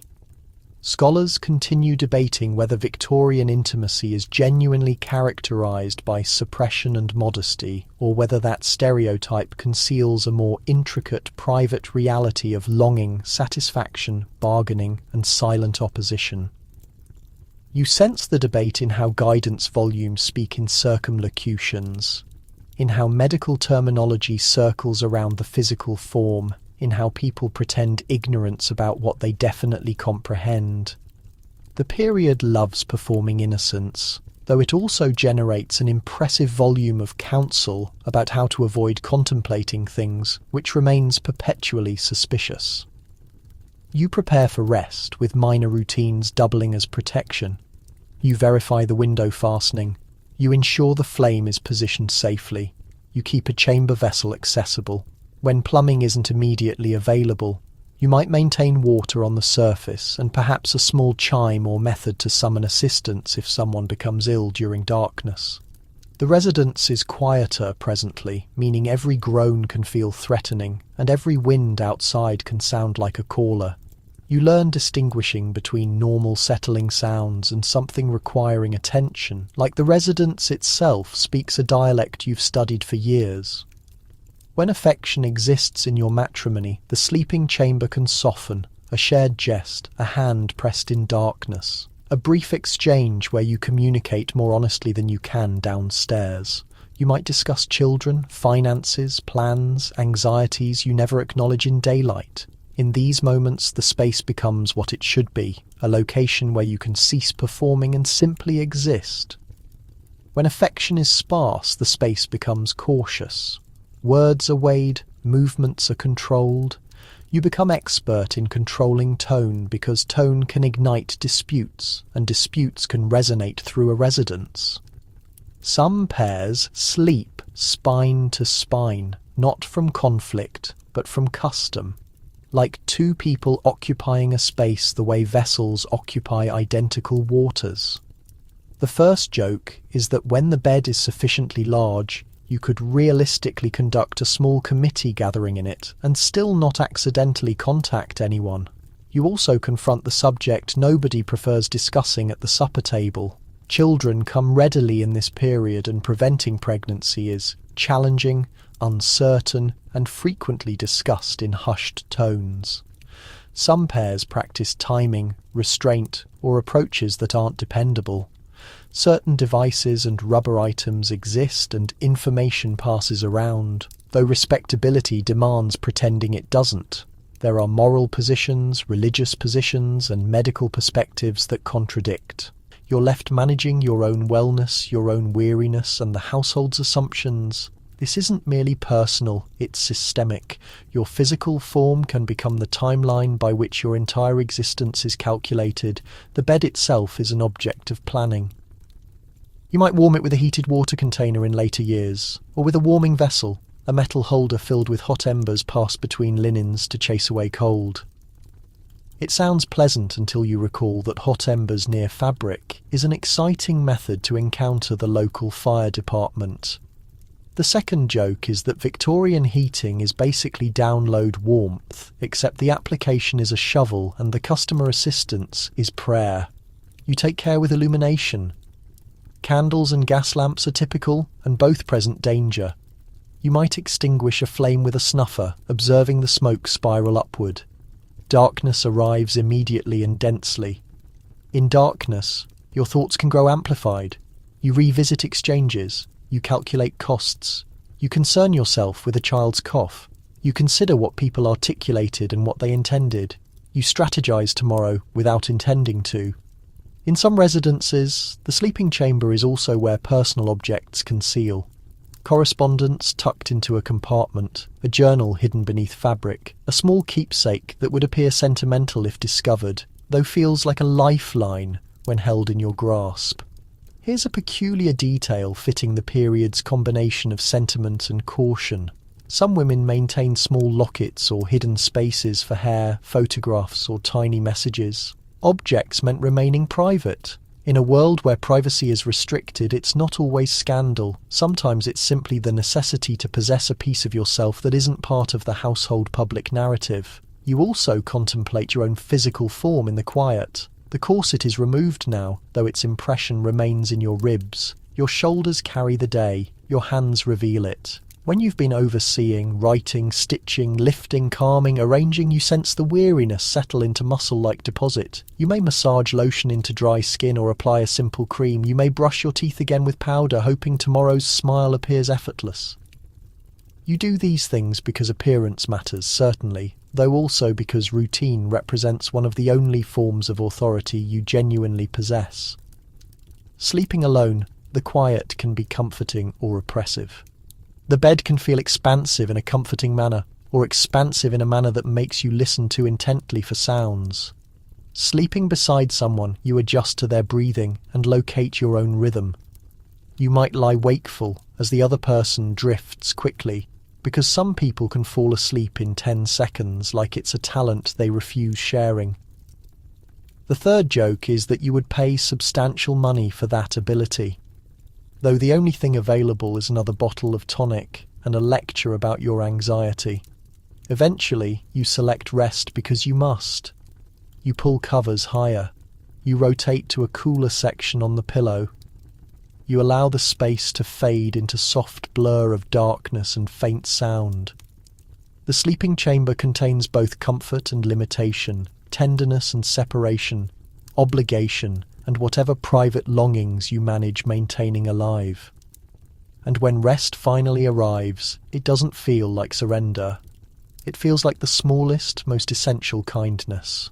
You step into different labour, the variety that society applauds loudly because it keeps your hands occupied in the proper direction.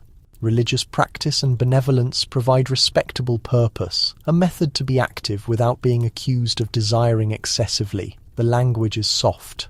Obligation, service, moral elevation. Beneath it can be surprisingly determined. You dress for a church attendance or a charitable visit with identical care you bring to social visits.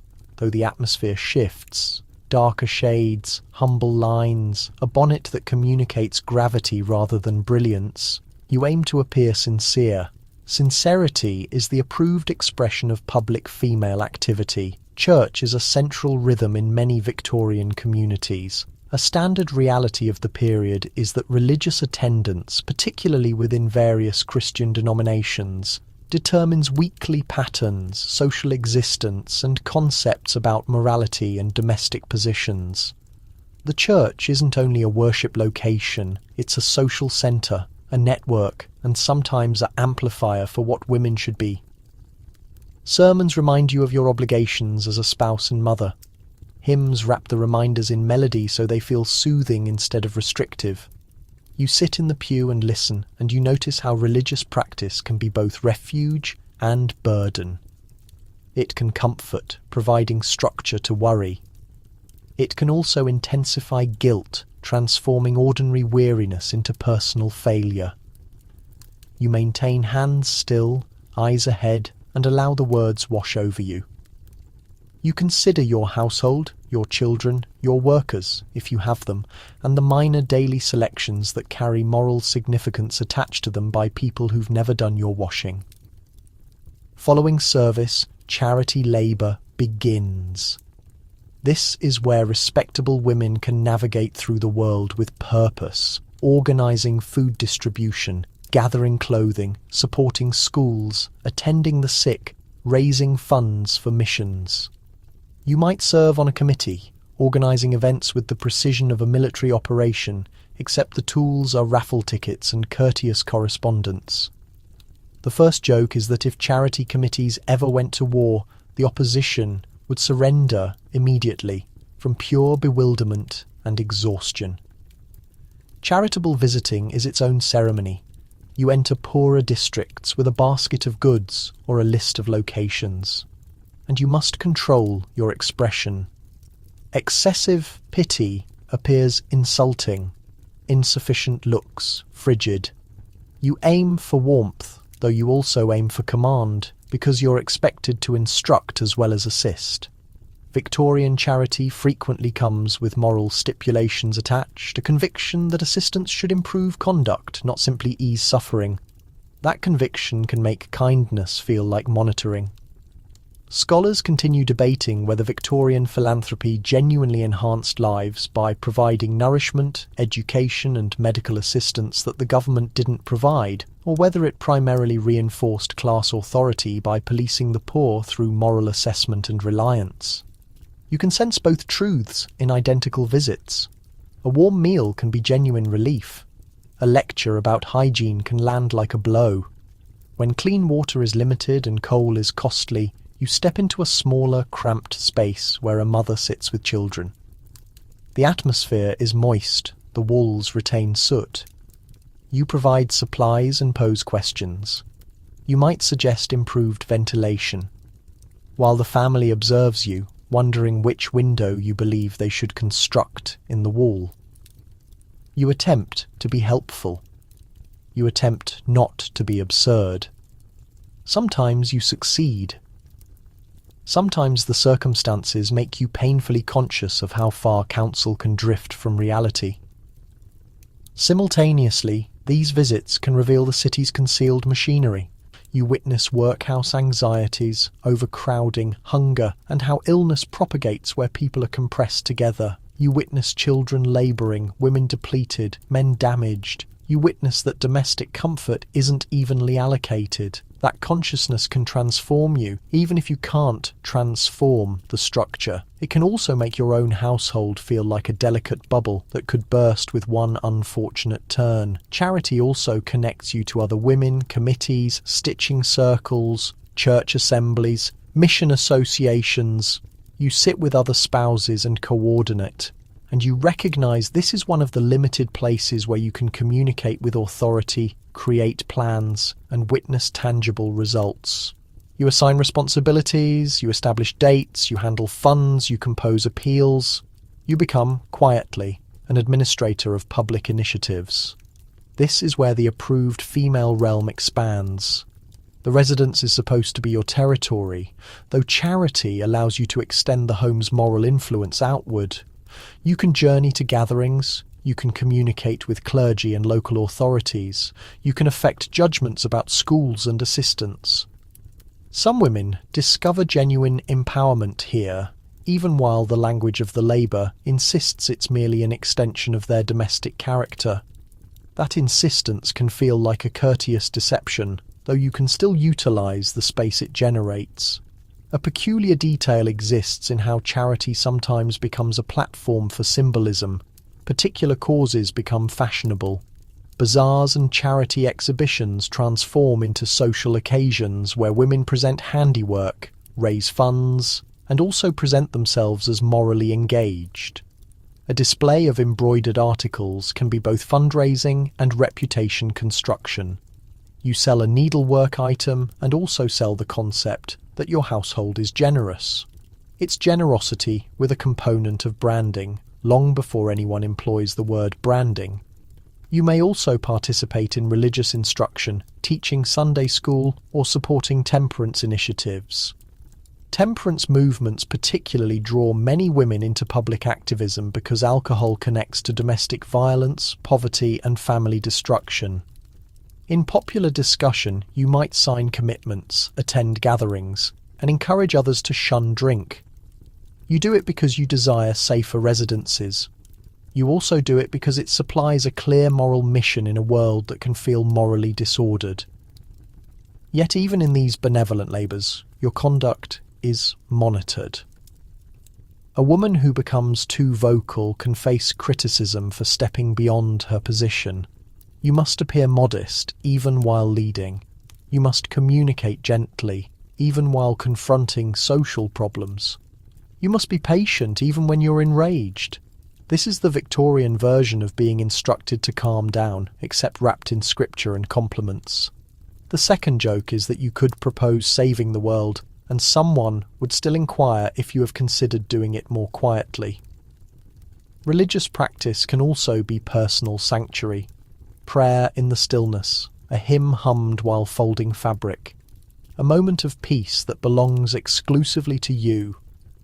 In a period where anxiety is frequently described as nervousness and sadness is frequently described as frailty, religious practice provides a language for suffering that can feel less shameful.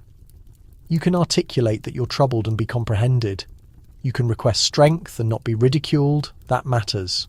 You also observe the tension between genuine conviction and social requirement. Some people attend church from belief. Some attend because absence is observed. Some attend because it's the simplest method to sustain respectability. You may be all three at different moments. You might sit through a sermon and genuinely feel elevated. You might also sit through a sermon and consider whether the roast will overcook. Both are normal. Both are human. Charity labour concludes with documentation, lists of contributors, lists of receivers, notes about who requires more coal, who has been sick, who has children without footwear. You carry these lists like silent responsibilities. You can't repair everything, though you can repair something. And accomplishing something can feel like resisting helplessness. When you return residents from religious practice and charity obligations, you carry a curious combination of modesty and satisfaction. Modesty because you've witnessed how difficult existence can be outside your walls. Satisfaction because you've employed your position to generate a little relief.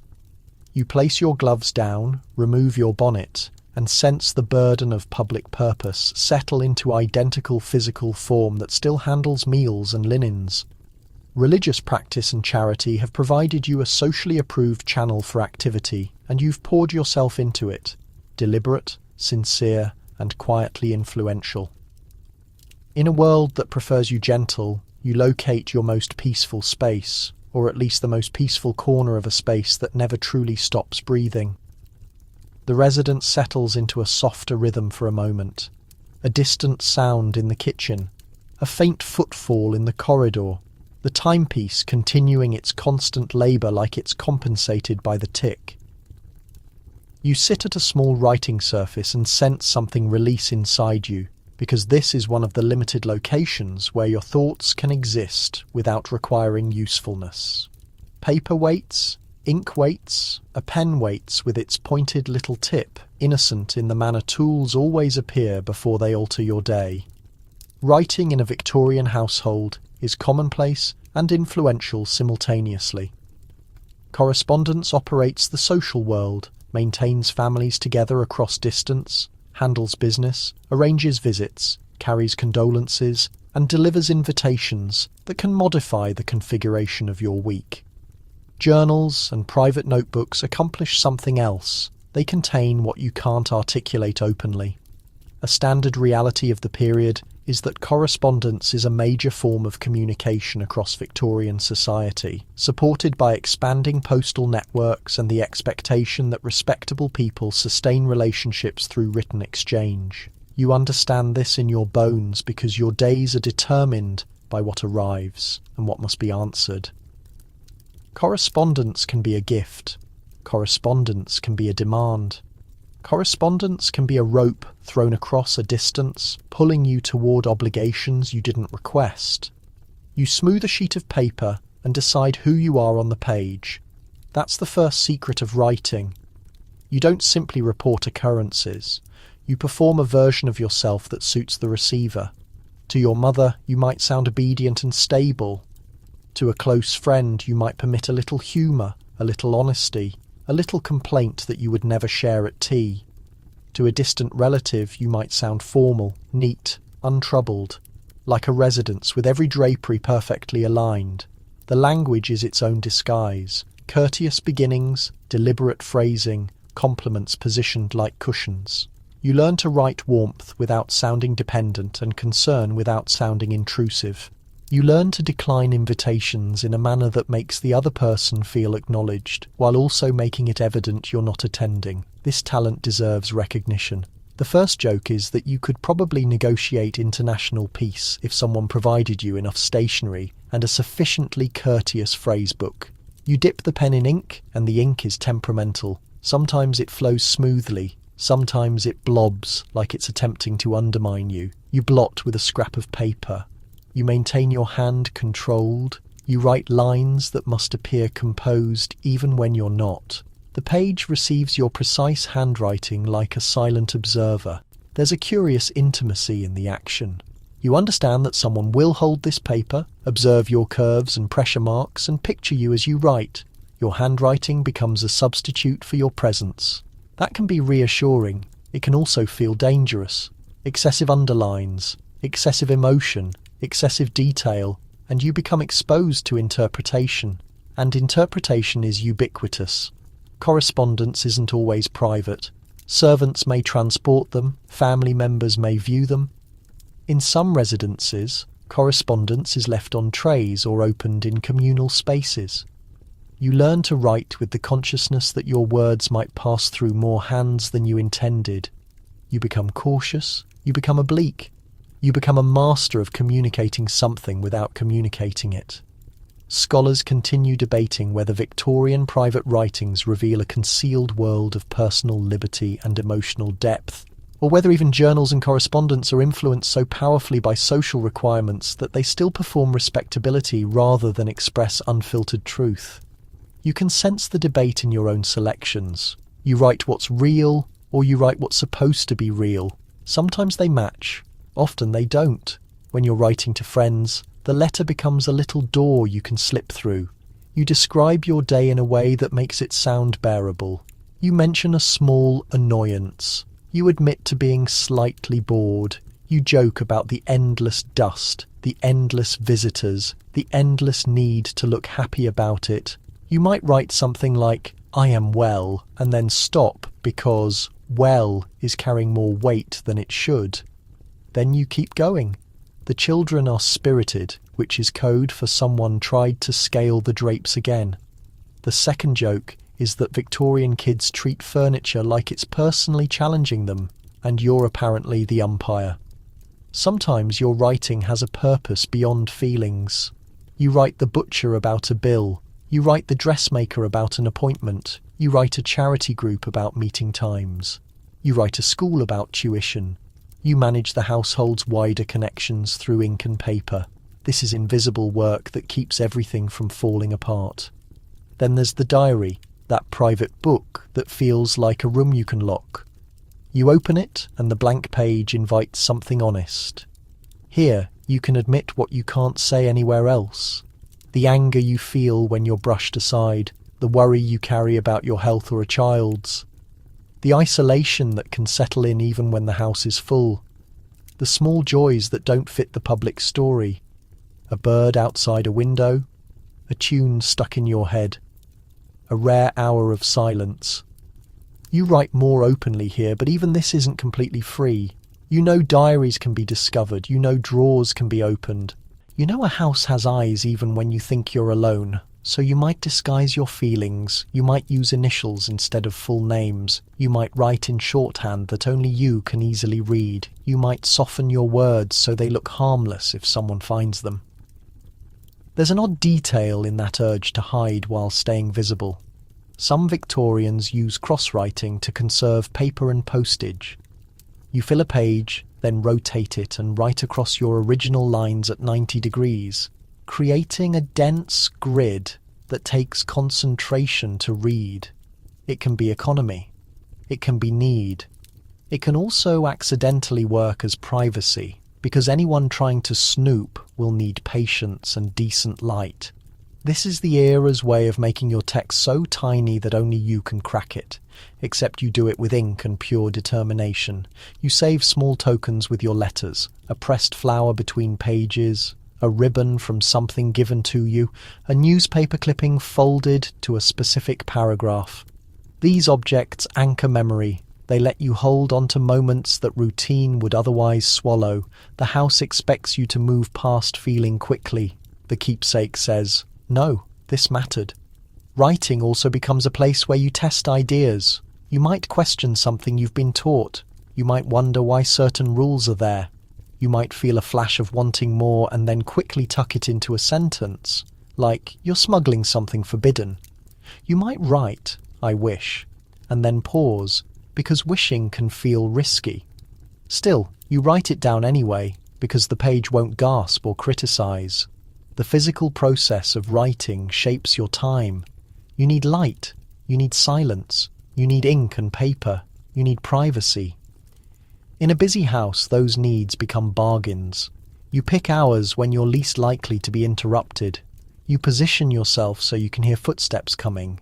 You keep the diary close, but not obviously so, because a private book shouldn't look too private. Sometimes a letter arrives with news that jolts the entire day. Word of a death, word of a birth, word of a scandal, word of money problems. You read it once and your stomach drops. You read it again and your brain starts planning. What needs to happen? What needs to be said? Who needs to know? Writing becomes emergency management. You compose a response that offers comfort without being overwrought. You pick words that won't make things worse. You send the letter into the world like a small courier carrying your careful thoughts. You also know the slow pain of waiting. You send a letter and then time drags. Days go by. You watch for the mail. You picture the person reading what you wrote. You worry about being misunderstood. You replay your wording, which is a pastime that never makes you feel better. The third joke is that if anxiety burned calories, you'd be the most fit person in the county by noon. But the act of writing gives you something real in exchange. It gives you proof that you existed as someone with thoughts, not just someone with duties. It gives you a voice that can be tender, cutting, funny, and true, even if it's only on paper. The world wants you to be an ideal. The page lets you be a person. You close the diary carefully, as if sound could give you away. You cap the ink. You smooth the papers into a tidy pile. You tuck the private book into its hiding spot. Not dramatically, just carefully, like returning a small creature to its burrow. For a moment, you sit with the quiet pleasure of having spoken, even if only to yourself. Then you stand, straighten your posture, and carry your composed expression back into the house, keeping your truest words safe where they belong. You learn eventually that a Victorian marriage isn't just a private bond, it's a public framework, and the public thinks it has the right to inspect the beams for weaknesses. You can be doing everything correctly and still feel the ground shift under you if rumours start circulating. Scandal isn't always one big dramatic moment. Sometimes it's a slow leak that stains the ceiling one drop at a time. A look lasts a second, a whisper lasts a minute. The fallout can last years. You hear it first, in a careful tone. Someone during a visit mentions a name with a pointed pause. Someone at church looks away too fast. A neighbour asks sweetly if you're doing well, and the question lands with extra weight, like it's carrying something underneath. You feel your stomach clench not because you're guilty, but because being innocent doesn't protect you from interpretation. Reputation in this world is a shared narrative, and you don't control everyone telling it. A basic fact shapes how narrow your choices are. For most of the 19th century, divorce is hard, expensive, and heavily gendered. In many places, even when legal changes allow civil divorce, social stigma stays brutal. Separation can happen, but it usually means losing financial security, losing your children, and losing social position. This means that the threat of scandal isn't just emotional, it's structural. It's connected to law, money, and the way society distributes sympathy. You imagine what leaving an unhappy or unsafe marriage would mean. You think about the practical questions first, because practical questions cut deepest. Where would you live? What would you live on? Who controls the money? Who keeps the furniture, the clothes, the objects that make a house feel like home? Who keeps the children? Who decides what home even means? When the world assumes your identity is tied to someone else's name, even when the law starts to change, it doesn't change uniformly. Reforms that expand married women's rights to property and income come in stages in some countries during the later 19th century, and the specifics vary by location and class. In actual experience, it can still feel like the lock on the door is slightly looser, but the door is still heavy. You can sometimes own assets, you can sometimes claim wages, yet social power doesn't automatically follow legal language. You face another truth that's rarely said outright. Evidence matters. If a marriage breaks publicly, people want a reason that fits their moral boxes. Being unhappy isn't considered a reason. Being lonely isn't considered a reason. Being exhausted isn't considered a reason. The culture wants wrongdoing with clean edges. It wants a villain. It wants a moral. And if it doesn't find one, it'll make one up. Historians still debate whether Victorian women mainly endured the system through quiet acceptance, or whether they bargained, resisted, and shaped results more than traditional stories suggest, using informal influence, family connections, and strategic publicity. You feel that debate in the options that appear when you're trapped. Do you keep everything quiet and hope it passes? Do you speak up and risk punishment for speaking? Do you rely on family? Do you accept a separate living arrangement that preserves appearances? Do you withdraw to a smaller existence and call it calm? Scandal has its own market. Information is money. People trade it, save it, use it. Some for fun, some for leverage, some because they're bored and boredom needs feeding. The first joke is that Victorian gossip is basically a social media feed powered by tea and meaningful glances, except the block button is pretending you're not home. When fear climbs, you become very aware of paper. Letters can save you or destroy you. A note left somewhere, a phrase too warm, a signature too familiar, and suddenly your private words have a public crowd. You learn to reread your own writing like you're cross-examining yourself. You burn fragments. You lock drawers. You pick which friend is trustworthy because not every friend is actually a friend. When a rumour offers drama, if the scandal involves infidelity, the stakes get sharper because sexual morality gets policed unevenly. Men can be forgiven as flawed or led astray. Women can be ruined as immoral. That double standard isn't abstract. It's enforced by invitations that vanish, by doors that won't open, by the way people suddenly find reasons to stand farther from you. You don't need a courtroom to feel the judgment. The drawing room can be sufficient. Still, the law looms behind it. If you pursue formal separation or divorce, the process can involve lawyers, proof, witnesses, and public exposure.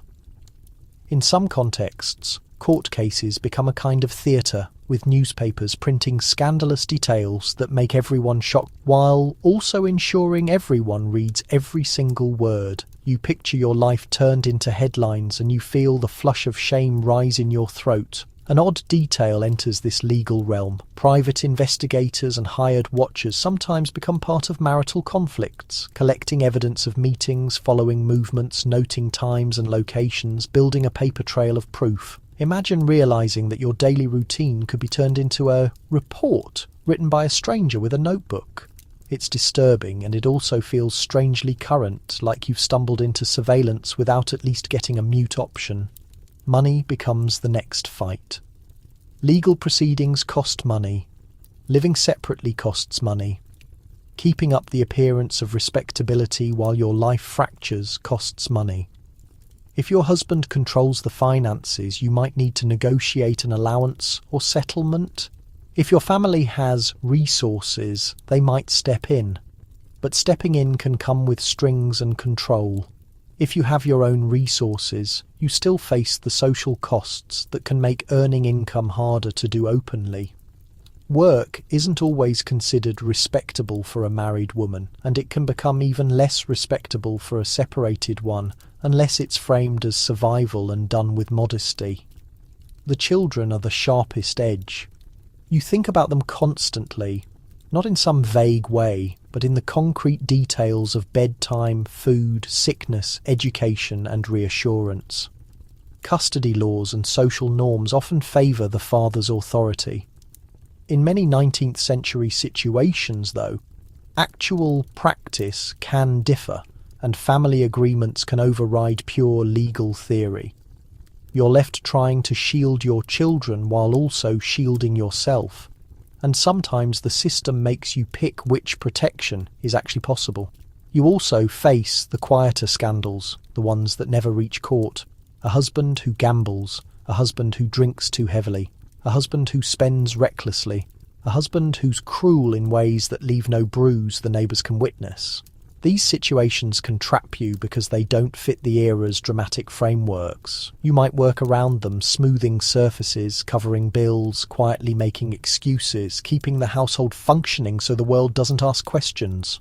It's survival through hiding. The second joke is that you become a professional magician, making problems vanish without ever acknowledging they exist, except the rabbit you pull from the hat is usually just another polite expression. Even when you're not personally in trouble, you live with the constant awareness of how fast a woman's reputation can shift. A questionable friendship, a brother's debt, a sister's scandal, a child's behaviour interpreted as your failure. Reputation is collective, and that makes it delicate. You learn to scan rooms for danger, to refuse invitations strategically, to keep your own name clear of other people's chaos. Yet people do find ways out, narrow as they are. Some women arrange informal separations, living apart while keeping a public story that reduces scandal. Some go back to family houses. Some relocate to new areas where fewer people recognise them. Some immerse themselves in religious activity or charity, constructing a new respectability around visible goodness. Some use legal reforms when available, and some use private arrangements when the law is too slow or too expensive. Many simply persist, not because persistence is honourable, but because persistence is what's available. The third joke is that the easy escape is mostly fiction, like a comfortable corset or a dust-free parlour. In the end, the scariest thing about scandal isn't the whisper itself. It's how the whisper can rearrange your life's foundation. It can change who talks to you, where you're accepted, how money moves, how children are viewed, how your own voice is heard. You become cautious, not because you love being cautious, but because the room for mistakes is narrow. You sit with that understanding in the quiet times, and you realise something both grim and clear. Survival here isn't just about completing tasks.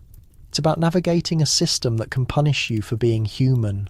You can't control every story told about you, but you can control how you hold yourself within the chaos. You breathe deliberately. You select your words. You keep your eyes level. You protect what's possible. And you learn, in a world that loves condemning, the difficult skill of staying upright. You feel the industrial world even when you're standing in a tidy room with the curtains shut. It pushes against the house like weather. Smoke drifts across rooftops. Soot lands on window sills. The distant rhythm of machinery lives beneath the city sounds, a low pulse that doesn't quit just because someone is pouring tea. The Victorian home is often pictured as separate from factories, trains, and empire, as if domestic life hovers in a bubble of lace.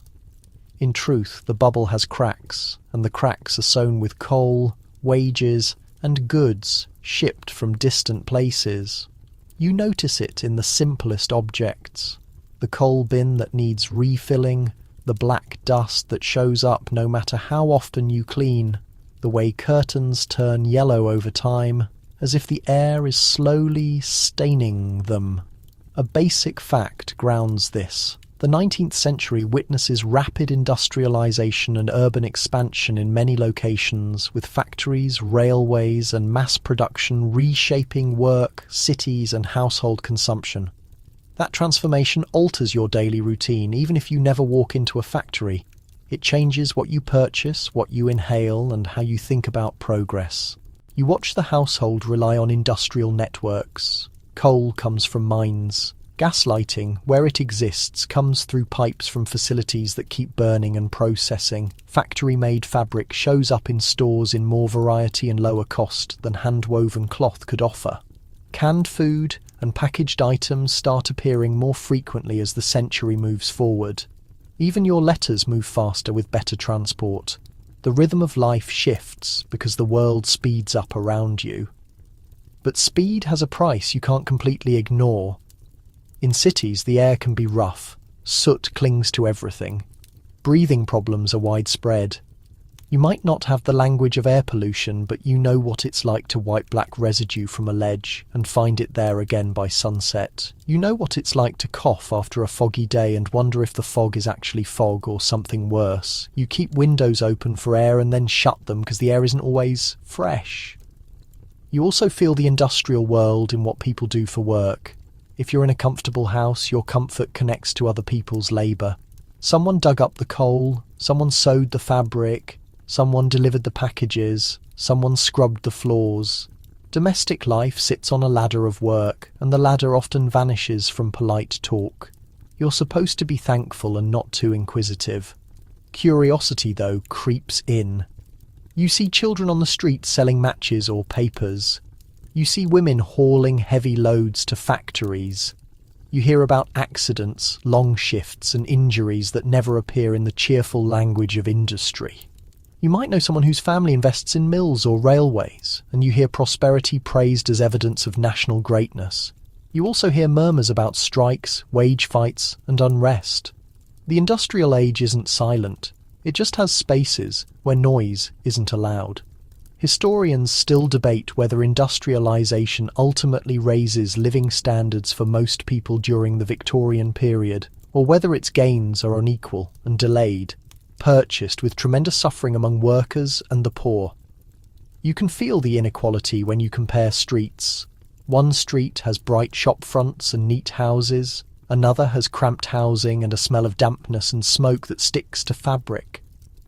The same city holds two different eras at once. You also feel the industrial world in the empire's long reach. Tea, sugar, cotton, spices and manufactured items move along global trade paths. You might drink tea at breakfast without considering where it originates. Or you might consider it and feel an uncomfortable pang in your conscience. The empire delivers wealth and goods to some and exploitation and violence to others. And the link is often concealed behind distance and polite phrasing. Your home isn't apart from that system. It's one of the spots where the system's products arrive. The domestic routine gets more complex because the range of goods expands. There are more options, more trends, more items that can be purchased and shown. Some of this feels like ease and comfort. Some of it feels like obligation. A neighbour has fresh curtains. A friend has a new tea service. A magazine displays the newest fashions. You feel the pull to match them because matching signals security. Consumption becomes another way of surviving socially. The first joke is that the industrial age creates the modern dilemma of craving things you didn't know existed 5 minutes earlier, and it does it with remarkable energy. The house itself might include new technology. Gas lights replace or supplement candles in some places, altering evening habits and lowering some fire dangers while creating new ones. Early plumbing upgrades appear, though unevenly. Stoves improve. Sewing machines become more common, transforming certain kinds of household labour. A sewing machine can feel miraculous. It can also feel like a requirement, because when a task gets faster, expectations often grow. If you can sew faster, you're expected to sew more. You observe the labour force that keeps the household going. Domestic service remains one of the biggest employers of women in many Victorian societies. Servants work long days, live under strict regulations, and often have little privacy. Their work makes your routine feasible, and their presence shapes the household's social performance. Yet service can also provide stability compared with some factory jobs, and it can offer training and networks that open other doors. The truth is complicated, and it varies by place and decade. You see class not just as wealth, but as daily texture. In wealthier houses, the division between front and back spaces is physical and social. The grand stairs and the narrow service stairs, the parlour and the kitchen. In smaller houses, there's less division and the work is more obvious. That visibility can carry embarrassment. In a society that links leisure with status, it can also create a blunt honesty. Work happens because someone performs it, and you can't pretend otherwise. An odd detail shows up in how industrial pollution becomes part of domestic planning. Some households use thicker curtains and frequent laundering not just for style but as defence against soot. People develop habits for cleaning windows and fabrics with a frequency that seems extreme until you remember the air.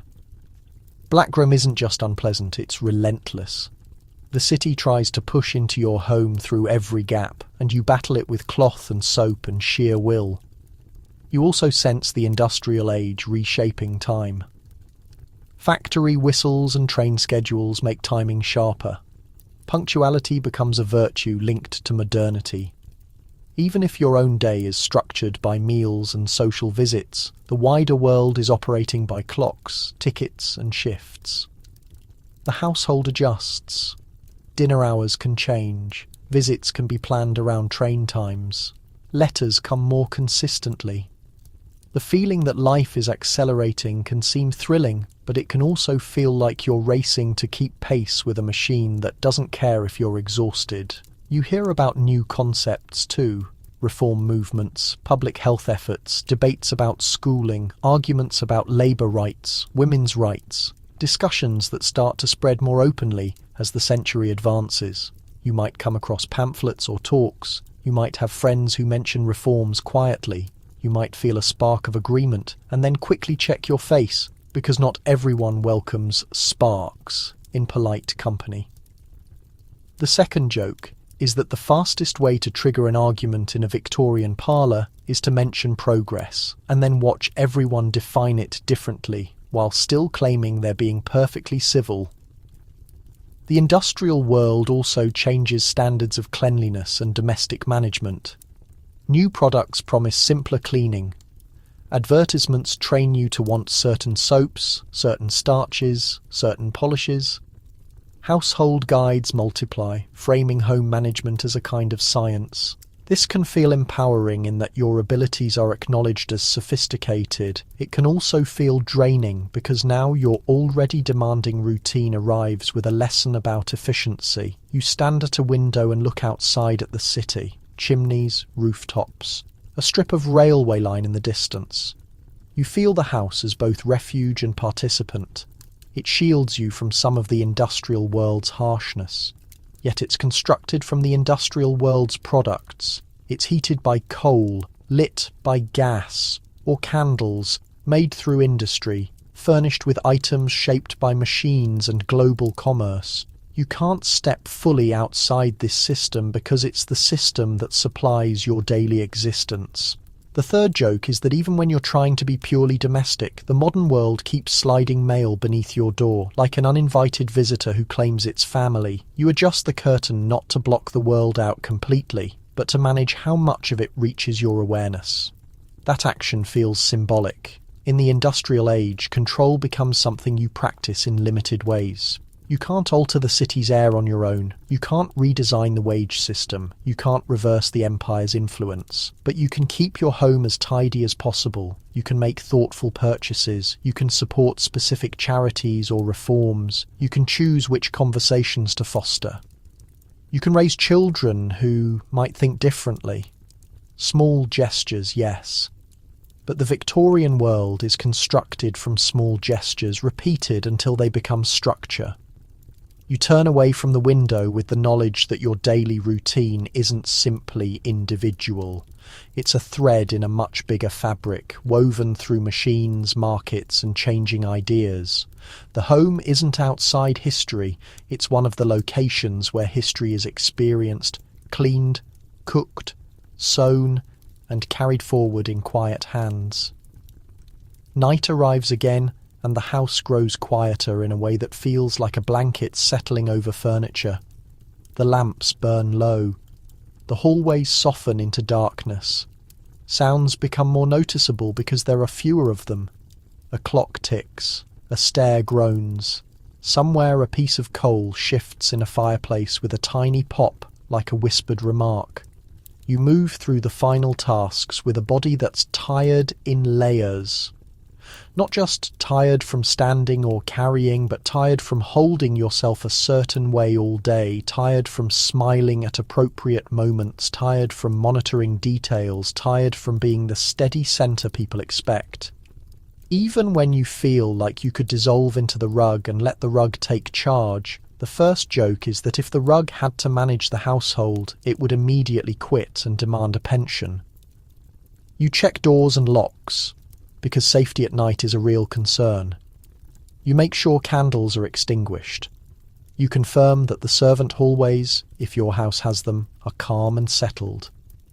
You look into the nursery, listening for the gentle sounds of sleep, the small breaths that comfort you more than any prayer. If you have staff, you think about their rest too, because tomorrow starts early for everyone. If you don't have staff, you think about your own hands, aching and rough, and wonder how they'll handle another day of scrubbing and writing and lifting. The day's reckoning often happens now, quietly, in your head or on paper. Money isn't always discussed openly, but it's always there. You mentally track coal usage, food expenses, household requirements.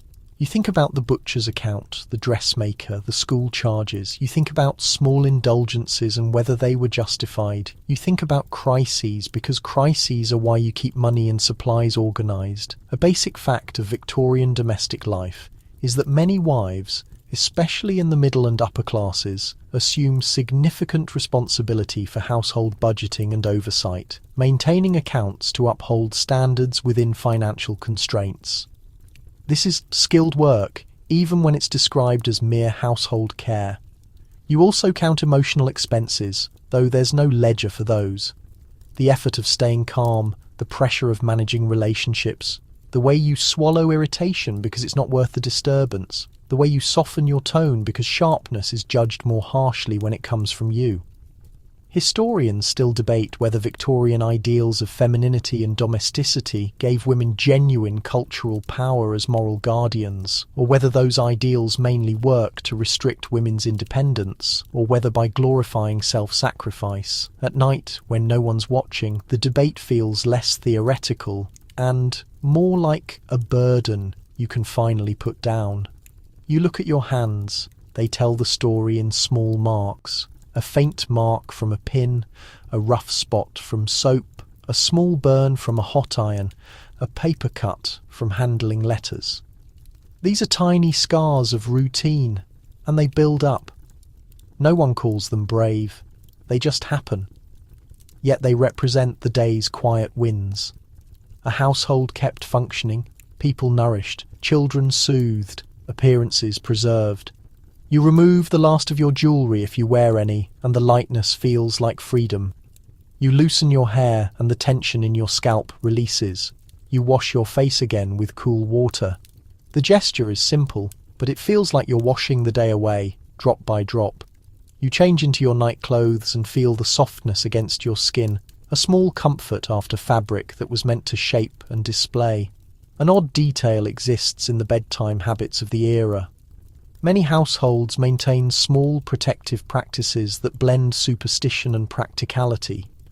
A Bible kept within arm's reach, a charm hidden away, a routine of closing curtains in a specific sequence, a preference for a nightlight in the corridor. Even those who see themselves as logical can cling to tiny rituals that make the darkness feel safer. You might not call it superstition, you might call it routine. Either way, it's a method of making the night feel managed. You ease into bed, and the first feeling is the mattress accepting you, the pillow cooling under your face. The room is shadowy. Darkness softens the shapes of furniture. The house feels like a breathing thing exhaling slowly after the day's activity. Your breathing settles, and for a moment you don't think about what needs doing. You just listen. And thoughts come anyway, because thoughts always come.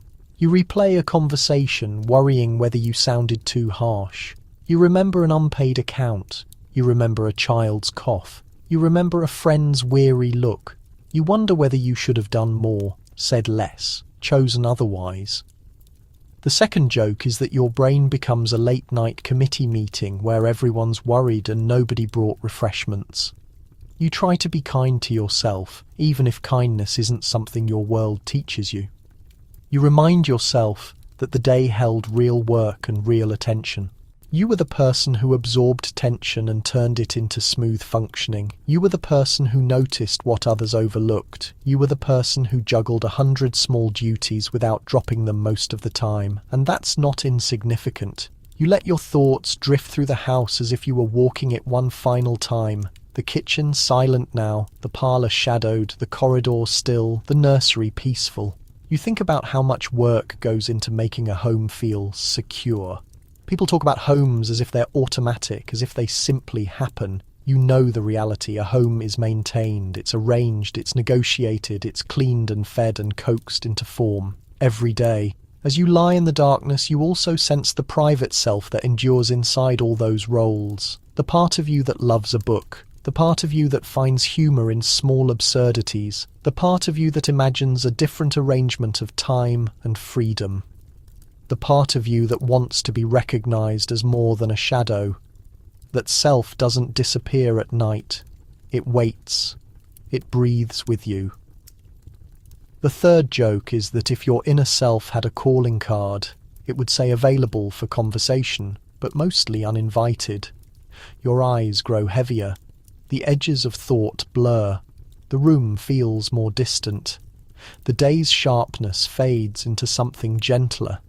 You sink deeper into the bed and let the sounds of the house dissolve into a soft hum. And now you let the rhythms slow. You don't have to fix everything in the dark. You don't have to practice tomorrow. You can let your mind loosen like an untied ribbon. Picture the house as a calm vessel, at anchor, the rooms resting, the air settling. Picture the lamps dimming further, the shadows turning gentler. Your breathing becomes the simplest duty you've had all day, and it's sufficient. You picture a soft, muted morning that isn't demanding anything yet. You picture warmth, even if the room is chilly, because warmth can be imagined and the body responds. You picture the tightness of obligation easing for a while. You allow yourself to feel protected in this small pocket of time where no one is observing you, evaluating you, or expecting you to be flawless. The last thought you hold is gentle. You did what you could with what you had. You kept moving. You created order from chaos. You gave care even when you were worn out. That's how you survive a routine like this. Not with dramatic gestures, but with steady, quiet endurance and a few private moments where you remember you're human. The darkness holds you gently now. The house is silent. The world outside is calmer. Your breathing slows and the pictures in your mind blur into a peaceful haze, like candlelight fading to nothing.